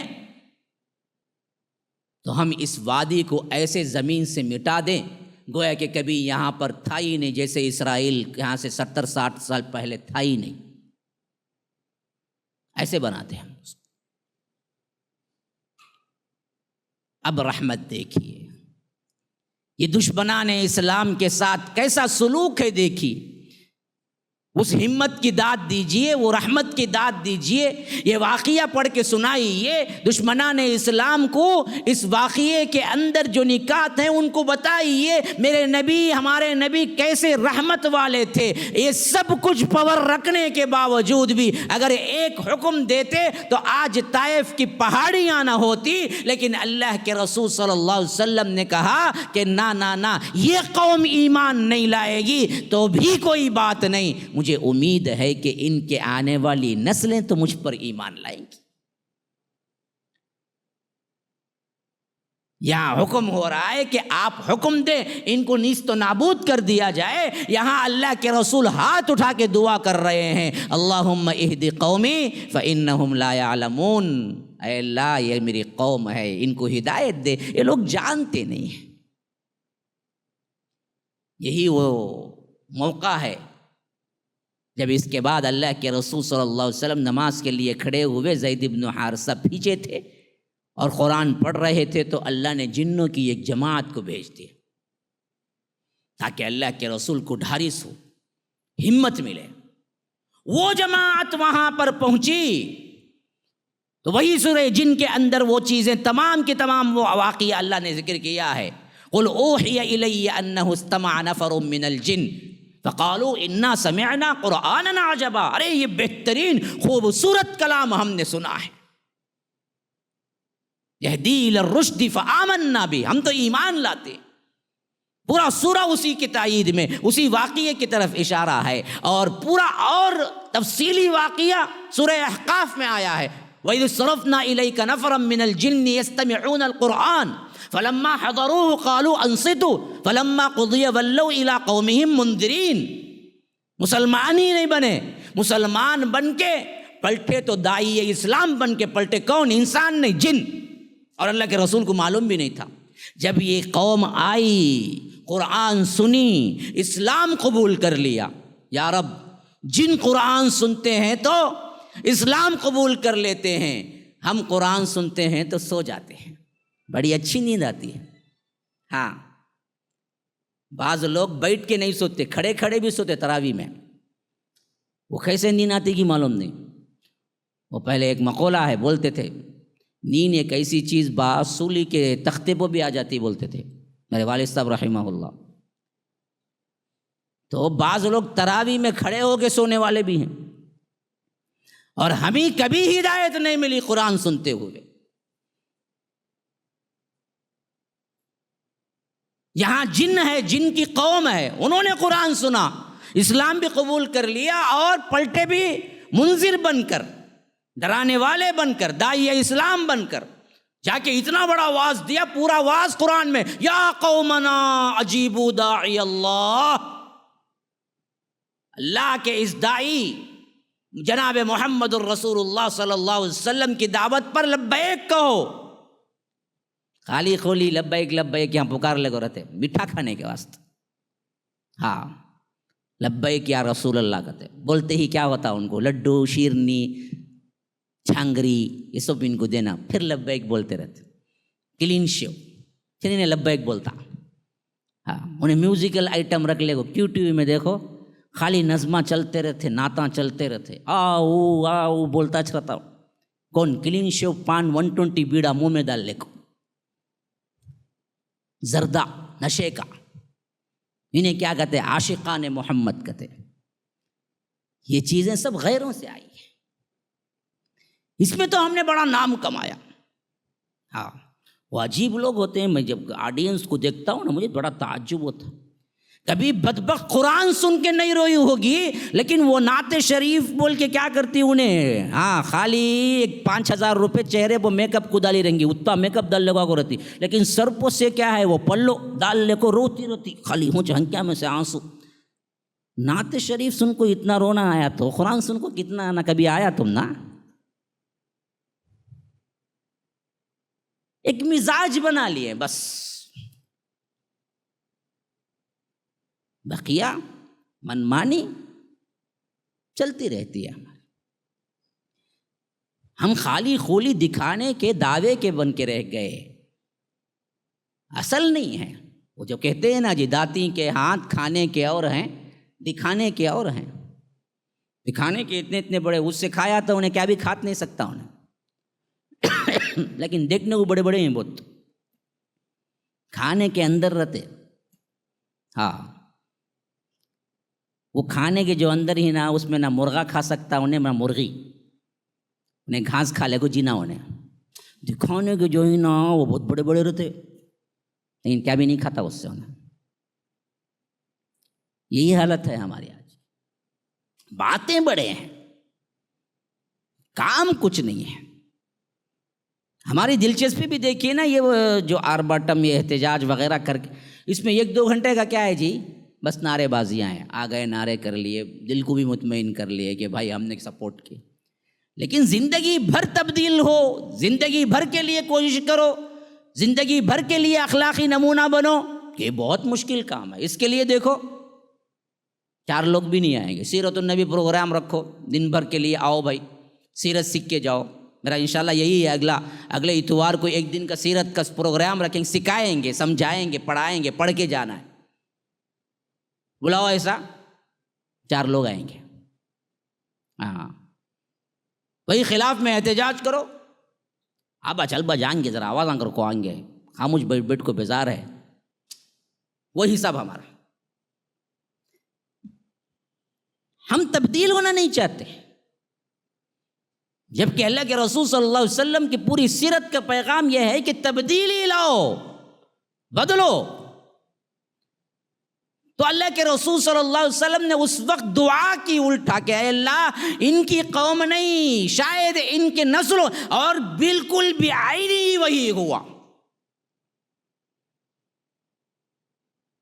جب مکہ فتح ہوا، وہاں سے غزوہ طائف آپ پڑھ جائیے، پوری کی پوری قوم اللہ کے رسول صلی اللہ علیہ وسلم نے محاصرہ کر لیا طائف کا. اس وقت 8 ہجری، یہ 10 کے 3 ملا لو اور وہاں کے 8 سال ملا لو، کل 11 سال نہیں ہوئے.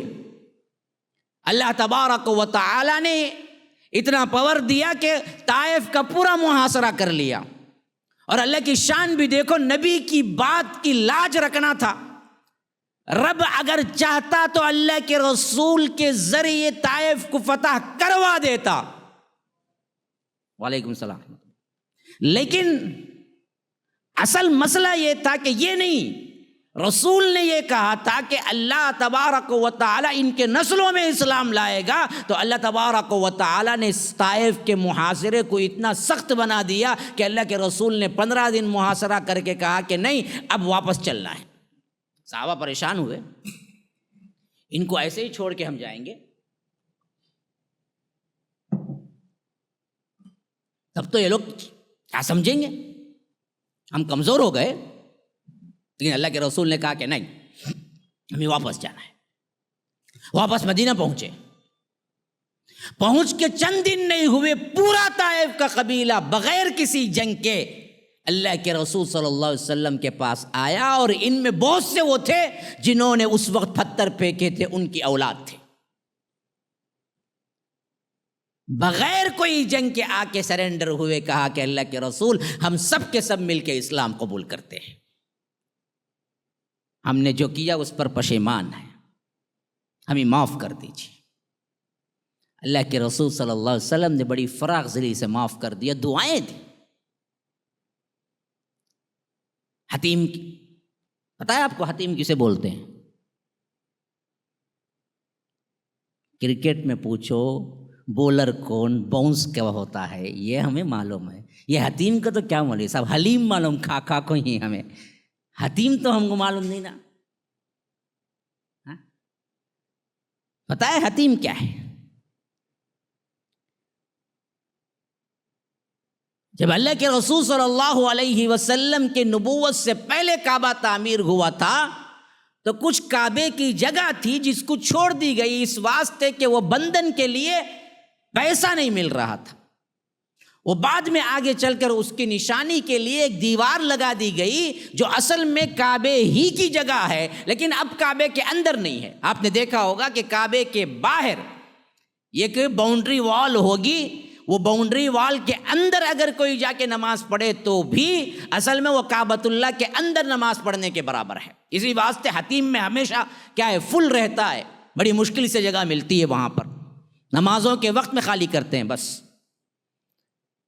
لیکن اس زمانے میں دراصل کیا ہے، یہ دراصل مشرکین کے سرداروں کی بیٹھک کی جگہ تھی.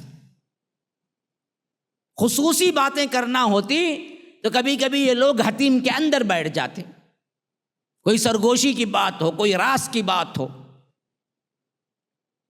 ایسا کوئی معاملہ ہوتا تو بیٹھ جاتے. ایک مرتبہ صفوان بن امیہ، دشمنان اسلام کا نمبر 1، اپنے ایک دوست کے ساتھ بیٹھا ہوا ہے حتیم میں. دوست کا نام ہے عمیر بن وہب. دونوں میں بڑا فرق ہے. فرق کیا ہے؟ یہ مکے کے سرداروں میں کا ایک سردار اور بڑا مالدار، اور عمیر بن وہب مکے کے عام افراد میں سے ایک فرد اور بڑے غریب اور خرچدار، معاشی پریشانیاں.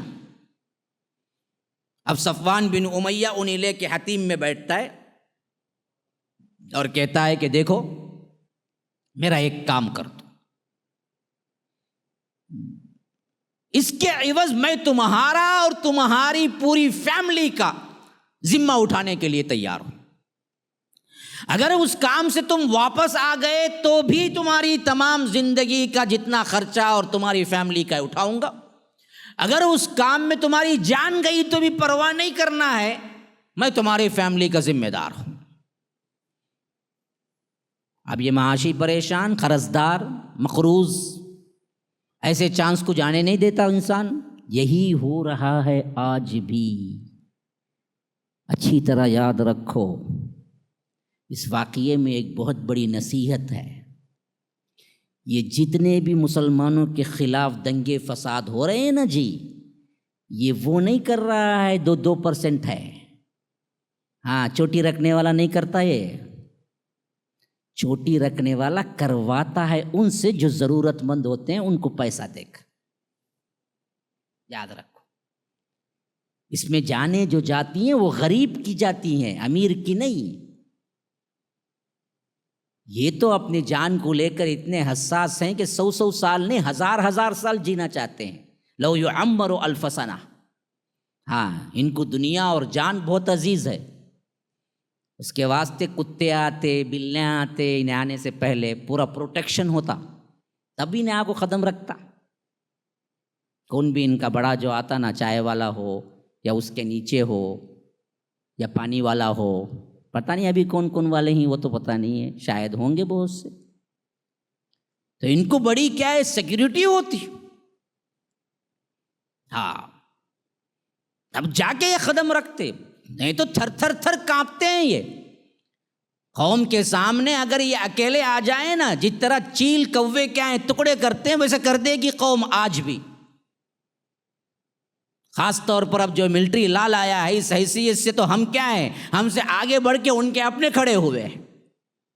ملتا نہیں ہے خالی، اور ملے گا بھی نہیں کبھی خالی. نیندیں حرام ہیں.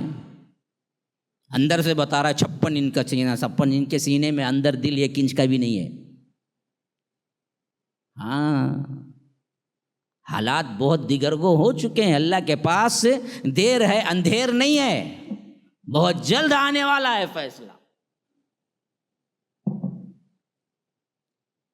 فرعون بھی بڑا دندنایا ہے، طمطراق اس کا بھی بہت تھا، حتیٰ کہ وہ تو پاگل ہو گیا اپنے نشے میں، اپنے اقتدار کے نشے میں، یہاں تک کہ کہہ بیٹھا کہ انا ربکم الاعلی، میں ہی سب سے بڑا رب ہوں تمہارا. اللہ نے اس وقت بھی نہیں پکڑا اس کو، بتاؤ، جب وہ انا ربکم الاعلیٰ کہہ کر بنی اسرائیل کے بچوں کو ذبح کرتا، یذبح ابناءہم ویستحیی، خود اللہ کہتا ہے، اللہ خود کہتا ہے بالکل سچ، یذبح ابناءہم، بنی اسرائیل کے بچوں کو وہ ذبح کر دیتا تھا، یقتل نہیں بولا، یذبح بولا ایک جگہ، گویا کہ اس کے قتل کی طرف سنگین ترین اشارہ، فرمایا کہ یذبح ابناءہم ویستحیی نساءہم، عورتوں کو لونڈی بنا لیتا تھا۔ لیکن اس وقت بھی نہیں پکڑا رب نے، وہ زمانہ بھی گزر گیا زمانہ، کیونکہ اسی سال تو حضرت موسیٰ پیدا ہوئے نا جی، اسی واسطے تو ماں نے کیا کیا، صندوق میں اسے رکھ کر کیا ہے دریا میں بہا دیا، اور ان کے بھائی ہارون کے سلسلے میں کوئی بات نہیں آتی ہے کہ انہی صندوق میں رکھ کے دریا میں نہیں بہایا گیا، کیوں؟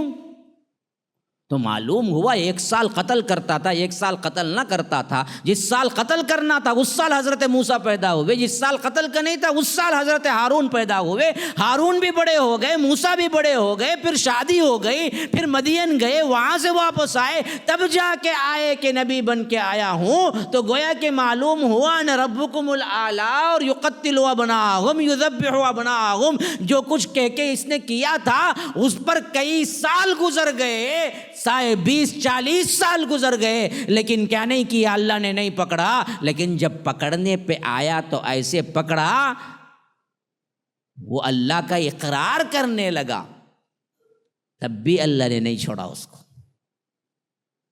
ہاں، اس نے کہا کہ اب تو مسلمان ہوتا ہوں، اللہ نے کہا آنا وقت عصیت قبل وکنت من المفسدین، اس سے پہلے تو مفسد تھا، اس سے پہلے تو گنہگار تھا، اس سے پہلے تو کبھی تو اللہ کو نہیں، آج کہہ رہا ہے کہ میں کیا ہے ایمان لاتا ہوں، اب تیرا ایمان قبول نہیں، پھر دریا میں ڈبا دیا، ایسے ڈبایا کہ کہا کہ فَالْيَوْمَ نُنَجِّيكَ بِبَدَنِكَ لِتَكُونَ لِمَنْ خَلْفَكَ آیَةً، ہم تجھے نجات دیں گے لیکن تیری لاش کو نجات دیں گے، اور یہ لاش عبرت کا نشانہ بن کے قیامت تک کے لوگوں کو پیغام دے گی، جو بھی دنیا میں فرعون بننا چاہتا ہے ہم عبرت کی نشانی بناتے ہیں اسی طرح۔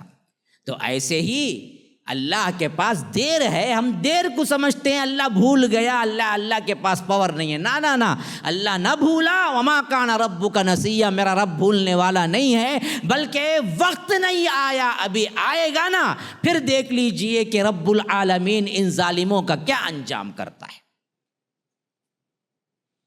تو اس واسطے فکر کی ضرورت نہیں ہے، بڑا قریب ہے وہ دور۔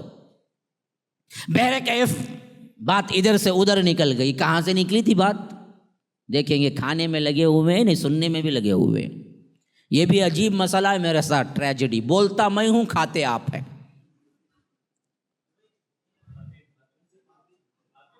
ہاں، صفوان بن امیہ نے حضرت عمیر بن وہب کو لے جا کے کہا کہ دیکھو تمہارے خرچ کا بھی ذمہ دار ہوں، تمہاری کیا ہے فیملی کا بھی ذمہ دار ہوں، کرنا ایک کام ہے۔ کہا کہ کرنا کیا ہے؟ کرنا یہ ہے کہ کسی بھی طرح مدینہ پہنچو اور تلوار کو زہر میں بجھا کے رکھو، اور جیسے ہی موقع ملے محمد الرسول اللہ کو نعوذ باللہ قتل کر دینا، پھر بچ کے آنے کی پوری کوشش کرنا، بچ کے آؤ نہ آؤ لیکن تمہاری فیملی اور تمہارے قرض کا میں ذمہ دار ہوں پوری زندگی۔ آفر، بڑا آفر، جیسے یہاں پر دیتے ہیں ان گنڈوں کو، فساد مچانا اور فسادیوں میں تمہارا نام بھی آ جائے، جیل میں بھی چلے جانا، کوئی مسئلہ نہیں، لیکن پیچھے سے ہم تم کو بیل میں بھی نکال لیں گے، اور اس کے بعد تمہارے لیے جو کچھ بھی ہے وہ سب کچھ ہم تمہیں پرووائڈ بھی کریں گے۔ یاد رکھو یہ دنگے فساد جو بھی ہے نا، یہ دراصل کروائے جاتے ہیں، کرتے نہیں ہیں، ورنہ تو یہ دلت قوم، یہ دوسری قومیں جو ہیں نا، ان کو پتہ ہی نہیں ہے دشمنی کیا ہے۔ یہ عجیب ٹریجڈی ہے ہندوستان کی، بڑی بدترین سیاست ہے، ورنہ تو دیکھا جائے تو اصل ہندو قوم ہے ہی نہیں 1-2% کے علاوہ، انہوں نے بحیثیت مجموعی بنا دیا سب کو، ورنہ تو اس میں ہزاروں، لنگایت کی ایک بہت بڑی قوم ہے، دلت ایک بہت بڑی قوم ہے۔ دلتوں نے کب کہا کہ ہم ہندو قوم ہیں؟ ان کو بھی سازش بنا دیا گیا کہ تم بھی ہمارے ہی اندر آتے ہو، ورنہ تو ان کے الگ۔ اب دراصل ہوش آ رہا ہے ان کو کہ ہم ہی دراصل کیا ہے، ہماری گردنوں پر چھری رکھ کے ان کا فائدہ ہوا، ورنہ تو یاد رکھیے یہ لوگ جو ہیں نا، جو سمجھتے ہیں کہ ہندو راشٹر بنانا ہے، وہ تو صرف اور صرف 1.5 بھی نہیں ہے، 1.5% بھی نہیں ہے۔ ان لوگوں نے کیا کیا، یہ غریب لوگوں کو خریدا اور آفرز دیے۔ اور یہ بات بھی یاد رکھو، جو تحقیق شدہ ہے وہ باتیں بتا رہا ہوں، غلط معنی نہ نکالنا۔ آج مسلم لڑکیاں ہندو لڑکوں کے ساتھ جو بھاگتی ہیں، جو آئے دن اخبارات میں جو ہم سنتے ہیں، یہ خود بھی سازش ہے، یاد رکھیے۔ ان کو اس پر باقاعدہ ابھارا جاتا ہے اور بتایا جاتا ہے کہ کسی بھی مسلم لڑکی کے پیٹ میں اگر تیرا بچہ آ جائے تو ہم تجھ کو اتنے لاکھ دیں گے اور تجھے نوکری بھی دیں گے۔ ہاں، یہ ہماری بھولی بالی مسلم بچیاں، نہ جن کو دین معلوم نہ دنیا معلوم، اس کی صورت دیکھے تو کوے کو بھی طوطے کو دیکھے جیسا رہتا، اس کے پیچھے ہی نہیں بھاگتی۔ بڑا ترس آتا ہے دیکھتے، اس کو کیا پڑی کہ ایسے غنڈا چہرہ دیکھتے ہی نفرت کرتا ہے دل، ان کے پیچھے بھاگ رہی ہو۔ ہماری مسلم بچیاں برباد ہو گئی۔ اصل میں ماں باپ نے انہیں ان کی اہمیت نہیں دلایا، انہیں بتایا نہیں وہ کون ہیں۔ وہ تو وہ ہیں جو اللہ کے لیے جئیں تو پھر فاطمہ بن جائے۔ تمہاری عزتوں کو تو اسلام نے اتنا اونچا رکھا کہ کعبے کے پردے سے زیادہ تمہاری عزتیں ہیں، لیکن ہماری نوجوان بچیاں کیا ہے، ان سب کو بھول کے جی رہی ہیں۔ تو یہ سب کچھ جو ہوتا ہے نا جی، یہ کروایا جاتا ہے۔ جیسے یہاں صفوان بن امیہ نے حضرت عمیر سے کہا تھا کہ یہ کام کر دو۔ اچھا اب سنو بات کو، یہ بات سن کر راضی ہو گئے وہ، اور متعینہ دن ہو گیا اور راز ہو گئی۔ 2-3 مرتبہ صفوان نے کہہ دیا کہ دیکھو جی یہ تیرے اور میرے کے درمیان ہے، حتیٰ کہ مکے کے قریش کے سرداروں کو بھی پتہ نہیں ہے میں یہ سازش کر رہا ہوں، اور میں نہیں بتاؤں گا جب تک کہ وہاں سے خبر نہیں آئے گی کہ تو نے اپنا کام انجام دے دیا ہے۔ وَمَكَرُوا وَمَكَرَ اللَّهُ، یہاں پر ایک مکر چل رہا تھا، رب کو کچھ اور ہی منظور تھا۔ اب حضرت عمیر واقعتاً اس کے کہنے میں آ گئے اور اٹھا لیا تلوار، اور کئی دنوں میں کیا ہے، تلوار کو زہر میں بھجایا، اچھی طرح لگا لیا، پھر وہاں سے تلوار کو چھپا لیا اور وہاں سے نکل کے سیدھے مدینے کا سفر، اور مدینے میں اترے۔ وہ دیکھیے مدینے میں جیسے ہی اترے، سب سے پہلی نظر جو پڑی حضرت عمر کی پڑی، حضرت عمیر پر، اور معلوم تھا یہ پکا دشمن خدا ہے۔ اس وقت انہوں نے پہلے ہی پکڑ لیا اس کا گریبان اور کہا کہ وہ دشمن خدا مدینے میں، بتا کس نیت سے آیا ہے؟ کہا کہ نہیں کوئی نیت نہیں ہے، بس وہ بدر میں دراصل کیا ہو گیا تھا، ان کا بیٹا قیدی بن گیا تھا، میں اسے کو چھڑانے آیا ہوں، اس کے علاوہ کوئی اور نہیں، اللہ کے رسول سے ملنے آیا ہوں۔ کہا کہ نا نا نا تو جھوٹ بولتا ہے، تو آیا ہے مدینہ نکل کے تو کچھ نہ کچھ سازش کر کے آیا ہوگا۔ کہا کہ کچھ نہیں جی، ابھی بات چیت ہو رہی تھی، اللہ کے رسول صلی اللہ علیہ وسلم کے کان میں ہی پڑ گیا۔ اللہ کے رسول نے کہا کہ معاملہ کیا ہے؟ کہا کہ اللہ کے رسول یہ دشمن خدا آیا ہے مدینہ اور کہہ رہا ہے کہ کوئی اور بات نہیں سوائے اپنے بیٹے کے سلسلے میں بات کرنے آیا ہے۔ اللہ کے رسول صلی اللہ علیہ وسلم کو وحی کے ذریعے اطلاع مل چکی تھی۔ اللہ کے رسول نے کہا کہ عمیر کو بھیج دو اندر۔ کہا کہ اللہ کے رسول میں بھی آؤں ساتھ؟ کہا کہ نا نا، کہا کہ اس کی نیت بری ہے، کہا کہ تم بھیج دو، کوئی مسئلہ نہیں۔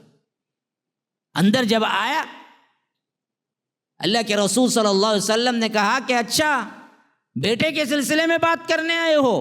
کہا کہ ہاں، اس کے علاوہ کوئی اور نیت نہیں ہے۔ اسی وقت وہ سلام کے اعتبار سے کہتا انعموا صباحا، جو جاہلیت کا سلام ہوتا ہے، گڈ مارننگ۔ اللہ کے رسول اس وقت کہتے ہیں کہ اس سلام سے بہت بہتر سلام اللہ نے ہم کو دے دیا، ہم السلام علیکم کہتے ہیں کہ ہمیشہ سلامتی ہو۔ گڈ مارننگ کیا ہے؟ صبح اچھے رہو، دوپہر کو مر جاؤ۔ اب انہیں دوپہر ہو گیا تو پھر سوچنا ٹائم کیا اب، اچھا دوپہر، گڈ آفٹر نون کہتے۔ اچھا گڈ آفٹر نون کب تک چلیں گا جی؟ 7 تک چلیں گا، 6 تک چلیں گا، 4 تک چلیں گا۔ 4 بجے گیا تو کیا بولیں گا انہیں؟ 7 بجے گیا تو کیا بولیں گا؟ ہاں، گڈ ایوننگ کہتے ہیں۔ اب وہ ایوننگ کا کتنا حصہ وہ الگ بیٹھ کو دیکھنا، کون سے ٹائم سے کون سے ٹائم ایوننگ بولتے۔ اب انہیں گیا تو سوچنا ملنے کے بعد سے ایوننگ کب بولنا ہمیں، وہ بھی شام تک اچھے رہو، پھر بعد میں کیا ہو، کیا تبھی ہو مرو، شام کے واسطے اچھے رہو تمہیں۔ ہاں، پھر آخری میں گڈ نائٹ، رات شب بخیر، ہوں سوتے سوتے مر جاؤ بلا پاک، صبح کو اٹھوت نہ کو۔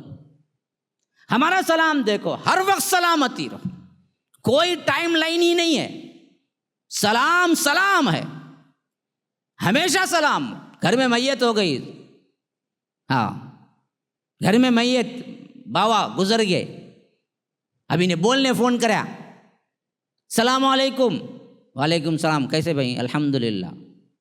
ہاں، کیا آئکا جی پوچھتے ہیں کیسے ہیں، بابا مر گئے جی، بولتا نہیں بولتا الحمدللہ بول کے بعد میں بولتا ابا کا انتقال ہوگا۔ کیا ہے دیکھیں تہذیب، تہذیب اسلام اسی کو، تمہیں اس کی کیا ہے، وہ بولتے ہیں نا گدے کو زعفران کی قدر کیا، ویسا اس تہذیب کی قدر ہم کو پتہ کیا ہے، کیسے بھی رہو کہتا سلام، سلامتی ہو تم پر۔ تو اللہ کے رسول صلی اللہ علیہ وسلم نے یہی کہا کہ سلام اللہ نے دیا ہے، میں کیوں یہ سلام کروں جو جاہلیت کا ہے۔ وہ شرمندہ ہو کے بیٹھ جاتے ہیں۔ پھر اس کے بعد کہتے ہیں اچھا بیٹے کے سلسلے میں آئے ہو؟ کہتے ہیں کہ ہاں اللہ کے رسول بیٹے کے سلسلے میں آئے، اور ایسے نظروں سے دیکھ رہا تھا کہ کوئی موقع ملے تو تلوار نکال لوں۔ اب اللہ کے رسول نے مسکراتے ہوئے صلی اللہ علیہ وسلم نے کہا کہ اچھا جب بات کرنے کی نیت سے ہی آئے ہو تو پھر یہ تلوار گلے میں کیوں حائل کی ہوئی؟ تلوار کا کیا کام ہے اس میں؟ اب پریشان ہو جاتا ہے بندہ، جب برابر پوائنٹ پر لگتی ہے نا جی بات، وہاں بندہ پریشان ہو جاتا ہے۔ اب انہوں نے کہا کہ پھر بدر میں یہ تلواریں کیا کام آئی اللہ کے رسول جو آج آئیں؟ بدر میں تو ہار گئے تھے یہ لوگ۔ تو انہوں نے بہانہ بنا دیا، کہا کہ یہ تلوار تو تلوار کیا، یہ تو ایک تلوار ہے میری، وہاں پر پورے مشرکین کی تلواریں آپ کا کچھ نہیں بگاڑ سکی، تو یہ میری تلوار کیا بگاڑے گی؟ اب جب پورا جھوٹ سے کام لیا تو اللہ کے رسول نے گریباں کو پکڑا، بڑے پیار سے اپنی طرف قریب کیا اور کہا کہ عمیر جھوٹ نہ بولو، سچ سچ بتاؤ، کیا تم نے اور صفوان نے حتیم کے اندر بیٹھ کر میرے قتل کی سازش نہیں کی؟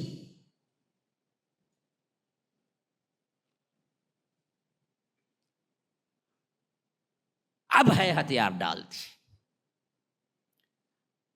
اب کہا کہ ہاں اللہ کے رسول میں آج کہتا ہوں، اب تک یقین کرنے میں مانے تھا تو وہ مسئلہ آپ کا اور آپ کے اللہ کا تھا کہ وہی آتی ہے یا نہیں آتی ہے، لیکن آج میں خود اس کا شاہد ہوں کہ اللہ کی قسم حتیم میں میں اور صفوان کے علاوہ کوئی نہیں تھا، اس بات کو کوئی نہیں جانتا کہ ہمارے درمیان کیا بات ہوئی ہے، اور آج اتنے میل دور میں آیا ہوں اور آپ مجھے بتا رہے ہیں کہ حتیم میں میرے اور صفوان کے درمیان کیا بات ہوئی، تو ہم یقین کرنے پر مجبور ہیں کہ واقعی اللہ کا پیغام آپ کے پاس آتا ہے، اشہد انک محمد رسول اللہ، اسلام قبول کر لیا۔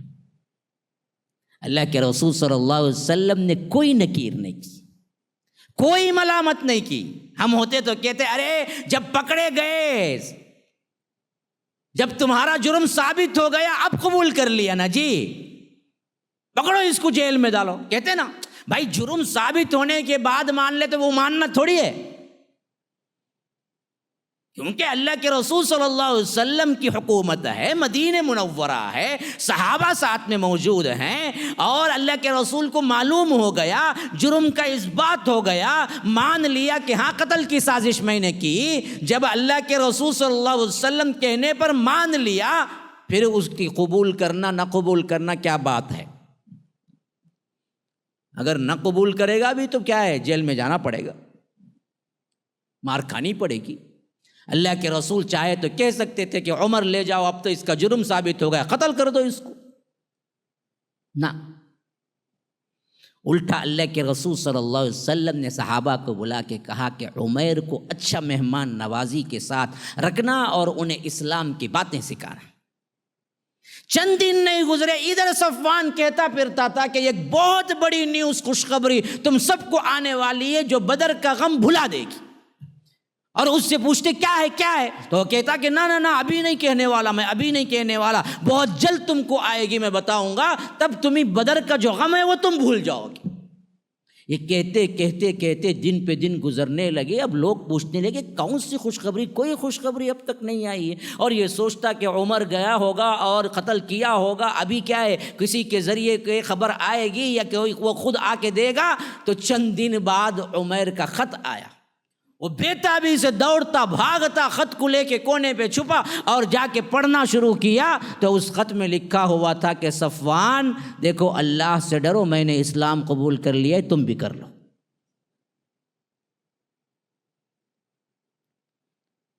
اور اگر تم کیا ہے دشمنی میرے ساتھ کرنا چاہتے ہو یا میرے فیملی کے ساتھ کرنا چاہتے ہو تو دل کھول کے کرو، کیونکہ مجھے امید ہے کہ میرا اللہ مجھے بچائے گا اور میری فیملی کو بچائے گا، اور میں نے جو کچھ دیکھا ہے وہ تم نے نہیں دیکھا، اتنی رحمت والا انسان کائنات میں کوئی نہیں ہے، اس واسطے میں تمہیں نصیحت کرتا ہوں ایک دوست کے ناطے، تم بھی آؤ مدینہ اور اسلام قبول کر لو۔ یہ ہے رحمت، یہ ہے سلوک دشمنان اسلام کے ساتھ۔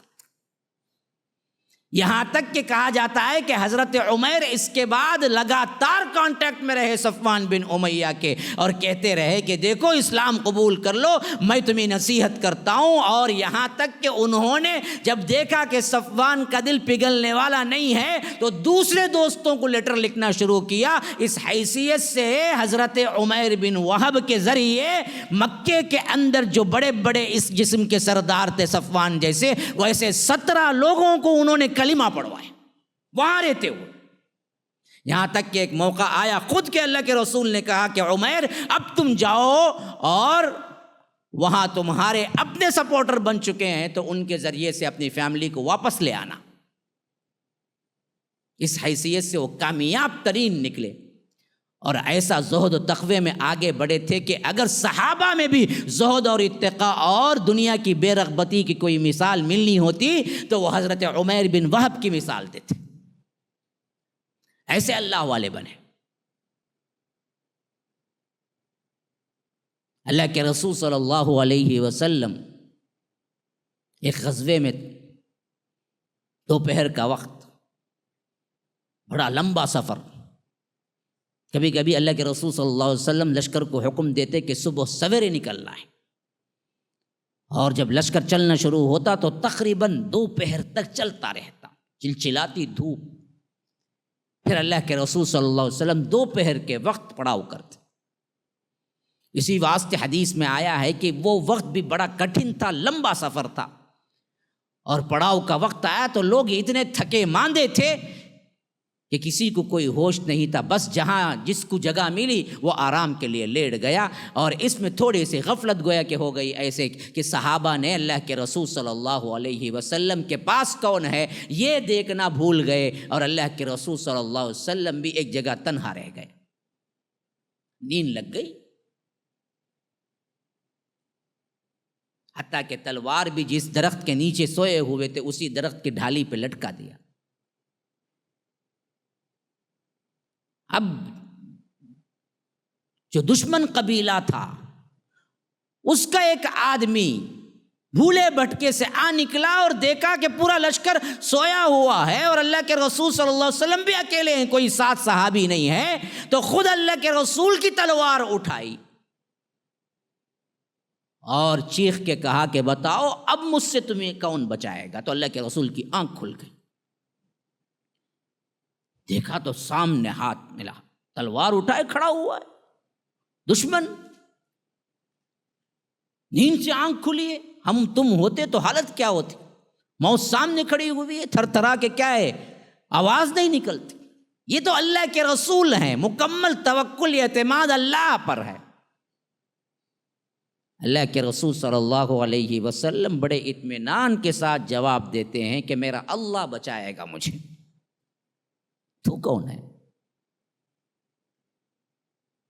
میرا رب مجھے بچائے گا۔ جب سے اللہ لفظ آیا، جیسے ہی اللہ کے رسول نے کہا کہ میرا اللہ بچائے گا، وہ تھرا کے ہاتھ کے وہ اندر جو تلوار تھی وہ تلوار نیچے گر پڑی، اور اللہ کے رسول نے بڑے آرام سے وہ تلوار کو اٹھا لیا۔ اب پوچھا کہ بتا تجھے مجھ سے اب کون بچائے گا؟ ابھی 1 منٹ میں پھانسا بدلا، ابھی تلوار اس کے ہاتھ میں تھی اور یہ پوچھ رہا تھا، اور اللہ کے رسول نے اللہ کہا تو پھر اللہ نے ایسا انتظام کیا کہ اس پر کپ کپی تاری ہوئی، تھرا کے رہ گیا اور تلوار گری، اللہ کے رسول نے اٹھا لیا۔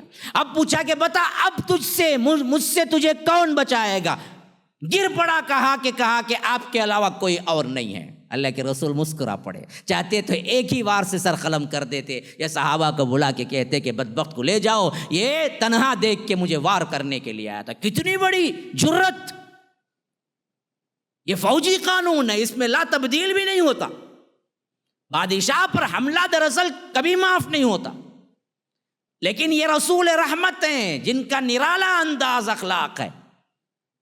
کسی صحابی کو بلانے کے بجائے الٹا پوچھا، اچھا اب تو سمجھ آ گئی نا، میری حفاظت اللہ کرنے والا ہے، اور مجھے تم سے کوئی انتقام بھی لینا نہیں ہے، بس یہ بتاؤ اسلام قبول کر لیتے ہو؟ اب وہ بھی عجیب قسم کا کوئی بندہ تھا ہوگا، معلوم ہو گیا موت سر پہ کھڑی ہوئی ہے، اللہ کے رسول پر حملہ کرنے کے لیے آیا تھا۔ اب اللہ کے رسول کے ہاتھ میں تلوار ہے، چاہے تو ایک لمحے میں کیا ہے، سر قلم ہو سکتا ہے۔ اب ایک آپشن ہے اسلام قبول کرنے کا، ایسے وقت میں فوری طور پر اسلام قبول کر کے جان بھی بچا لی جا سکتی ہے، لیکن وہ کہا تو یہ کہا کہ نہ میں اسلام نہیں قبول کروں گا۔ اللہ کے رسول صلی اللہ علیہ وسلم نے کہا کہ اچھا اسلام قبول کرنا نہیں چاہتے؟ کہا کہ نہ، پھر تمہیں کیا توقع ہے؟ چاہو تو قتل کرو۔ اللہ کے رسول نے مسکرا کے کہا کہ جاؤ تم آزاد ہو۔ یہ شرط بھی نہیں رکھی کہ دیکھو 2-3 مہینے تمہیں مہلت دیتا ہوں، اگر ہے تو قبول کر لو، ورنہ تمہیں کیا ہے ہم پھانسی پہ لٹکا دیں گے تمہارے جرم پر، نہ، بلکہ الٹا کہا کہ جاؤ میں نے تجھے معاف کیا، جاؤ کوئی مسئلہ نہیں۔ یہ تھی رحمت، بغیر شرط کے، بغیر کوئی بات کے۔ دشمنان اسلام کے ساتھ اس نے اسلام بھی قبول کرنے کا وعدہ نہیں کیا، لیکن آگے چل کر روایتوں میں آتا ہے کہ اس کے ذریعے پوری قوم اسلام لائی۔ جا کے کہا تو کہا کہ میں انسانیت کے ایسے فرد کی طرف سے آیا ہوں، آج تک ایسی رحمت والا نہ آگے کوئی دیکھا نہ پیچھے کوئی دیکھ سکتا ہے۔ لوگوں نے پوچھا ہوا کیا تیرے ساتھ؟ کہا کہ یہ ہوا، اور اس شخص نے مجھے قید تک نہیں کیا، پھر وہی خود آئی ہے اسلام بن کے پورے قبیلے کو لے آیا بعد میں، لیکن اس وقت اللہ کے رسول نے اس کے ساتھ کوئی کارروائی نہیں کی۔ یہی حال سمامہ کا ہے جو میں پہلے ہی بیان کر چکا ہوں۔ سمامہ بن اسال اپنے قبیلے کا سردار اور اس وقت کے ملٹی ملینرز میں سے ایک، کیونکہ سرداری حکومت الگ ہوتی ہے نا جی، اور دنیا کا پیسے والا کون ہے یہ الگ ہوتا ہے نا۔ آج بھی کیا ہے، 10 پیسے والوں میں سے ایک، 5 پیسے والوں میں سے ایک کون ہے؟ وہ حکومت کا بھی کوئی نمائندہ ہو یا حکومت کا بھی کوئی کیا وزیر اعظم ہو، یہ ہونا شرط نہیں، پیسہ زیادہ ہے۔ اب ٹاٹا کے پاس پیسہ زیادہ ہے، حکومت تھوڑی ہے۔ لیکن یہ بندہ وہ تھا جو اس وقت کے لحاظ سے قوم کا سردار بھی تھا، اور پیسے کے اعتبار سے بڑے پیسے والوں میں سے ایک تھا، اور دشمنی کے اعتبار سے ہمیشہ اللہ کے رسول صلی اللہ علیہ وسلم کو قتل کرنے کے ارادے سے کئی مرتبہ کوششیں کر چکا تھا۔ یہاں تک کہ صحابہ نے گرفتار کیا تو اس وقت پتہ بھی نہیں تھا صحابہ کو یہ سمامہ ہے، کیونکہ وہ ظاہر بھی نہیں کیے۔ لیکن جب اللہ کے رسول صلی اللہ علیہ وسلم کے پاس آئے تو اللہ کے رسول صلی اللہ علیہ وسلم نے پہچان لیا۔ صحابہ نے کہا کہ اللہ کے رسول یہ تو سمامہ سردار ہے جو آپ کے خلاف ہمیشہ سازشیں کرتا ہے، تو اللہ کے رسول مسجد نبوی میں ایک ستون تھا، کہا کہ یہاں ان کو باندھ دو، بس 3 دن باندھے۔ فجر کی نماز میں کوئی نماز ایسی ہوتی جو دن میں جب گزرتے تو خیریت دریافت کرتے، اور کہا کہ سمامہ کو اس کے لحاظ کے برابر سلوک کرنا، کھانا دینا، اور کوئی دعوت نہیں اسلام کی۔ 3 دن قیدی بن کے کیا ہے وہ رہے، اور اللہ کے رسول صلی اللہ علیہ وسلم گزرتے تو کہتے سمامہ کیا حال ہے؟ سمامہ کہتے بہتر، کیا چاہتے ہو؟ سمامہ کہتے ہیں اللہ کے رسول اگر آپ مجھے چھوڑ دیں پیسے کے عوض یا فدیے کے عوض تو آپ جتنا سونا چاہیں میں ڈھیر کر دوں گا، اگر آپ مجھے قتل کریں گے تو بالکل انصاف پہ قتل کریں گے، کیونکہ میں ہوں برابر قتل کا مستحق، کیونکہ میں آپ کے قتل کے لیے سر دھڑ کی بازی لگا رہا تھا۔ یہ 3 باتیں ہوتے آگے بڑھ جاتے۔ 3ویں دن آئے اللہ کے رسول صلی اللہ علیہ وسلم نے کہا کہ سمامہ کیا حال ہے؟ کہا کہ وہی، کہا کہ سمامہ کیا چاہتے ہو؟ کہا کہ اگر آپ مجھے قتل کریں گے تو حق پہ کریں گے، لیکن آپ مجھے چھوڑ دیں گے تو آپ جو مانگے میں دینے کے لیے تیار ہوں۔ اللہ کے رسول صلی اللہ علیہ وسلم صحابہ سے پلٹ کے کہتے ہیں سمامہ کو کھول کے چھوڑ دو، نہ مجھے پیسے کی ضرورت ہے نہ کوئی شرط کی ضرورت ہے، اور کہا کہ سمامہ تم آزاد ہو جاؤ۔ وہ حیرت کا پتلا بنے دیکھ رہے تھے، یہ کیا واقعہ میں پیش کر رہا ہوں کہ میری رہائی کے عوض آپ کو میں سونے سے ڈھیر کر دوں، اور آپ کہہ رہے ہیں کہ مجھے تمہارے سونے سے بھی کوئی لینا دینا نہیں ہے، تمہارے دنیا سے بھی کوئی لینا دینا نہیں ہے، نہ تم کو کہے مجھے قتل کرنے کا ارادہ ہے، تم آزاد ہو جاؤ۔ تو ان کو کچھ دیر کے لیے یقین نہیں آیا کہ واقعی میں آزاد ہو گیا۔ جب یقین ہوا تو دوڑتے بھاگتے گئے، مدینے کے باہر ندی بہہ رہی تھی، نہایا، پھر اس کے بعد جو میسر ہوا وہ کپڑا پہنا، پھر دوڑتے بھاگتے اللہ کے رسول کو ڈھونڈتے آئے، کہا کہ اللہ کے رسول ہاتھ بڑھائیے، میں اسلام قبول کرتا ہوں۔ یہ بات مجھے پہلے ہی معلوم تھی کہ میں اسلام قبول کر لینا ہے جب آپ نے کہا کہ سمامہ آزاد ہو، لیکن لوگ کہتے تھے کہ سمامہ قید کے زر سے اسلام قبول کیا، میں یہ دراصل کہلوانا نہیں چاہتا تھا، اس واسطے میں پہلے آزاد ہوا، پھر اس کے بعد اب بغیر کسی دباؤ کے اعلان کرتا ہوں کہ میں اسلام قبول کرتا ہوں۔ پھر اس کے بعد یہ جملہ تاریخ میں ہمیشہ رہے گا جب انہوں نے کہا کہ اللہ کے رسول دنیا میں کوئی چہرہ تھا جو سخت نفرت زدہ تھا تو وہ آپ کا چہرہ تھا، اور دنیا میں کوئی شہر تھا جو سخت ترین مجھے کیا ہے نفرت زدہ تھا تو وہ آپ کا مدینہ تھا۔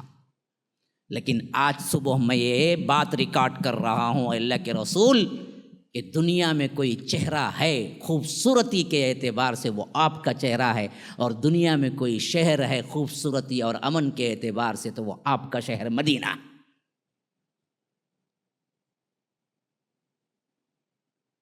جس چیز نے پلٹایا یہی تو ہے،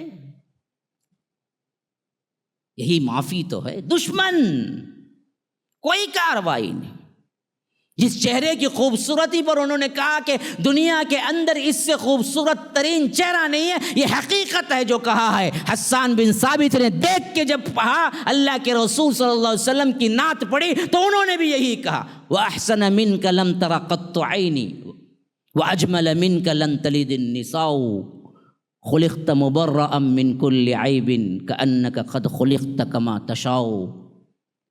ان 4 اشعار کے عوض دنیا کی تمام نعتیں حیج ہیں جو اللہ کے رسول صلی اللہ علیہ وسلم کی چہرے مبارک کو دیکھ کے انہوں نے کہا۔ اس آنکھ نے اللہ کے رسول صلی اللہ علیہ وسلم سے خوبصورت چہرہ نہیں دیکھا ہے، اور اس سے خوبصورت بچہ کوئی ماں نے نہیں جنا ہے۔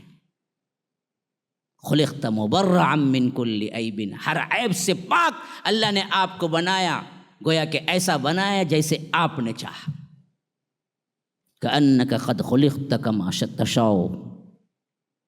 یہ محمد ہیں صلی اللہ علیہ وسلم، ان سے پیار کیوں نہیں کرتے؟ میرا سوال یہی ہے، ان سے محبت کیوں نہیں کرتے؟ ان سے پیار و محبت ہوتی تو یہ حال نہ ہوتا تمہارا۔ دعوے نہیں، حقیقت میں کیوں نہیں کرتے؟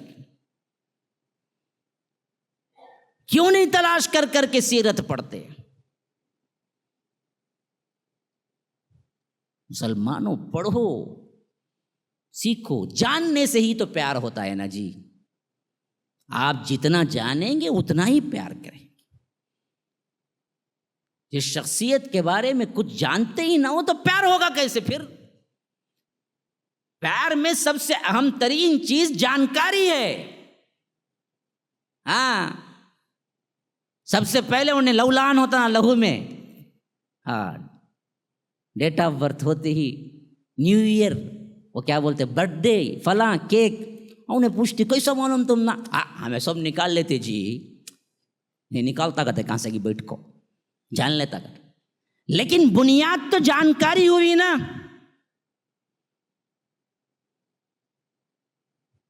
بغیر جانے محبت ہو ہی نہیں سکتی. تم جانو گے تو محبت بڑھے گی کہ ہمارے نبی تھے تو کیا تھے، ان کا ایک ایک حرکت، ان کی ایک ایک جنبش، ان کا اخلاق جب پڑھو گے تو تب تو دل مائل ہوگا کہ کاش کہ اللہ کے رسول صلی اللہ علیہ وسلم کی ایک جھلک اب بھی ہمیں نظر آ گئی تو ہم اپنی دنیا کھو دیں گے. یہ محبتیں تو اس وقت جاگیں گی نا. کٹ مرنے کا جذبہ تو اس وقت آئے گا نا اصل، جہاں تمہیں جانکاری ہی نہیں ہے. اس وقت تم اللہ کے رسول صلی اللہ علیہ وسلم کے لیے کیا کر سکتے ہو؟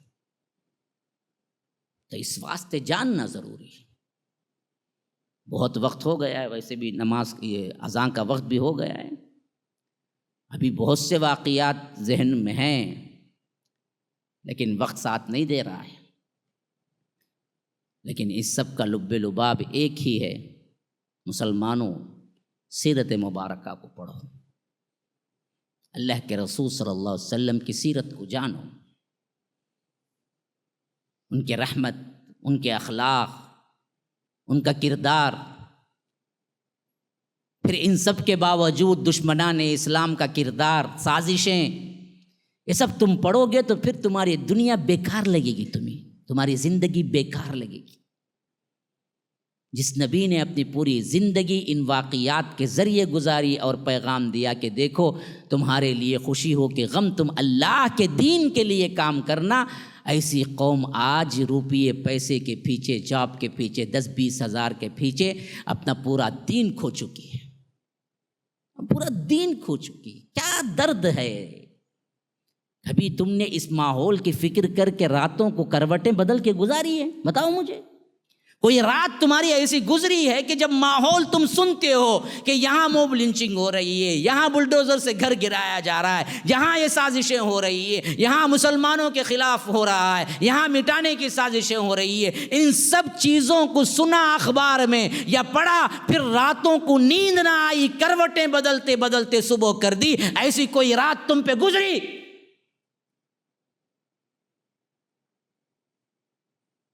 ایسے آرام سے پھر کیسے رہ سکتے ہو تم؟ گویا کہ کچھ ہوا ہی نہیں.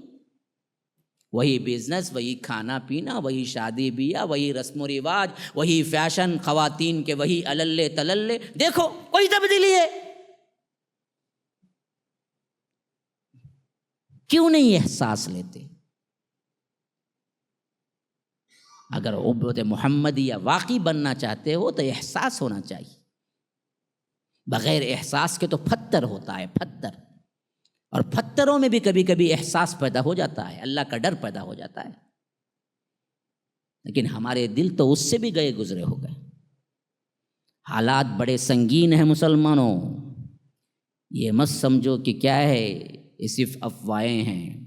بعض لوگ ابھی بھی کیا ہیں، شتر مرغ کی طرح، جیسے وہ شکاری آتا ہے تو اس کو دیکھ کے شتر مرغ کیا کرتا ہے پتہ ہے؟ زمین میں اپنے سر کو دے دیتا ہے. لیکن وہ بھول جاتا ہے کہ اپنے سر کو چھپایا تو تیرے سر سے زیادہ تیرا دھڑ ہے بڑا، جو شکاری کو نظر آ رہا ہے.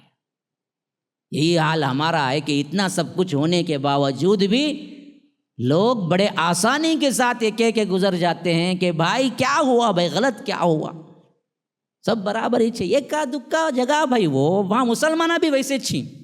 کل ایک شخص سے بات ہو رہی تھی، میں نے کہا کہ کرناٹک میں اذان فجر کی بالکل بند کر دی گئی، کیونکہ ہے ابھی ادھر گیا تھا میں. وہ شخص کہتے ہوئے رو پڑا کہ مولوی صاحب رمضان سے اب تک اذان نہیں ہوئی ہے، مائک میں دے نہیں سکتے ہم، کیونکہ 6 تک وہاں پر کیا قانون ہے۔ میں حیران رہ گیا اس کے جواب پہ، کل جب حیران رہ گیا میں۔ ایسے بھی مسلمان بڑے آرام سے، انہوں نے جھٹ سے کہا کہ کیا غلط ہوا؟ اللہ کے رسول کے زمانے سے مائک آنے تک کیا مائک میں ہوتی تھی اذان نے؟ کیا سوال چاہیے تمہیں، کیسے کیسے دل کو دلاسا دے۔ بغیر مائک کے اتنا بھائی ہوتی تھی، خود اٹھ کو آتا تھا مسلمان، اب بھی اٹھ کو آنا، اذان کی کیا ضرورت ہے اسے سنانا بول کو، اب بھی بڑے خاموش، کیا غلط ہوا؟ سب جگہ کی اذان، سب کو کیا ہے ٹینشن، آرام سے سونے والا سون دے، آنے والا آن دے، کیا ہے اس میں؟ اللہ کے رسول کے زور میں مائک تھا کہ بولا تمہیں الگ سے آؤ، تم نے 1 گھنٹہ الگ لینا ہے، وہ اب محفل ہے نہیں بول سکتا تم نے کیا بھی بولا میں، کیونکہ وہ محفل میں آئے تھے وہ۔ نہیں، سوچ کو میں حیران ہوں یار، اب بھی کہہ رہے کچھ ہوا نہیں۔ ارے بھائی موب لنچنگ میں وہاں ہمارا ہو کیا غلطی کرے وہاں کے مسلمان، ویسے اچھی مولوی صاحب ویسے کرنا پڑتا ان لوگوں کو، کئی وہ کھانا نہ وہ کھاؤ کو چھوڑ ڈالنا، بڑا گوشت کھا کو جینا کیا ہمیں؟ ارے واہ، اسے بھی ہے جواب تمہارے پاس۔ کل کے دن نام بھی تبدیل کر لے، شنموگم رکھ لیں گے، اور اس کے بعد دیول کو مندر کو تو وہاں بھی آ جائیں گے، ارے وہاں جاتے سو کیا جی، یہاں بھی جاتے وہاں کیا ہے کچھ بھی نہیں، یہاں بھی کیا ہے کچھ بھی نہیں، 2 جگہ بھی جا کو آ جائیں گے کیا ہے۔ میں نے خود دیکھا ہے بنگلور میں کئی عورتیں خواتین باقاعدہ برقع پہن کے مندر کے سامنے جمعہ کے دن کھڑے ہوئے ہوتے ہیں، ایک خاص مندر ہے وہاں پر خواتین مسلمان برقعے کے ساتھ آتے۔ حالات بہت دیگر گو ہیں میرے بھائی، اب متنجن بھی ڈبل بریڈ کا میٹھا کھانے کے دن نہیں ہے میرے بھائی، اللہ کے لیے احساس کرو۔ ابھی بھی پلٹے نہیں بنے نہیں تو یاد رکھو پھر تو کیا ہے، بہت جلد اسپین بنتے دیر نہیں لگے گی ہندوستان کو۔ اللہ حفاظت کرے، اللہ حفاظت کرے۔ هذا وبالله التوفيق صلى الله وسلم على نبينا محمد، أسأل الله لي ولكم ولسائر المسلمين من كل ذنب فاستغفروه إنه هو الغفور الرحيم۔ الحمدللہ حفظ قرآن کا جو میں نے اعلان کیا تھا وہ جاری و ساری ہے، فل ٹائم کے لیے بھی اور بورڈنگ لاجنگ کے ساتھ پورے انڈیا سے بھی آ سکتے ہیں۔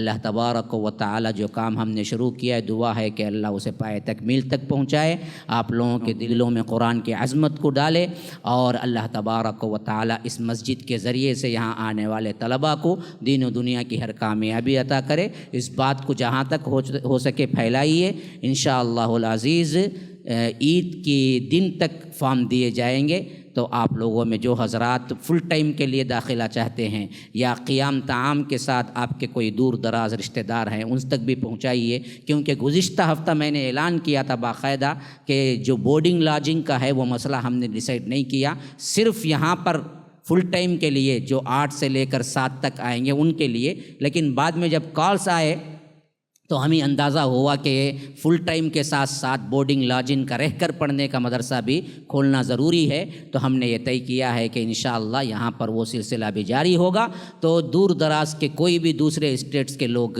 اور آ سکتے ہیں، یہاں پر جمانا چاہتے ہیں داخلہ، ان کے لیے داخلہ کھلا ہوا ہے، تو آپ لوگ اس بات کو پھیلائیں، اور یہاں پر لانے سے فائدہ یہ ہے کہ حفظ قرآن کے ساتھ ساتھ اکیڈمک ان کو دیے جائیں گے، اللہ تبارک و تعالیٰ کے فضل و کرم سے یہاں پڑھنے والا بچہ دین و دنیا دونوں کے قابل بنے گا، اور آپ لوگ اس میں سپورٹ کریں، آگے بڑھیں اور دوسروں تک بھی یہ پیغام پہنچائیں۔ فجزاکم اللہ احسن الجزاء، سبحانک اللہم و بحمدک، اشہد ان لا الہ الا انت، استغفرک و اتوب الیک، والسلام علیکم ورحمۃ اللہ وبرکاتہ۔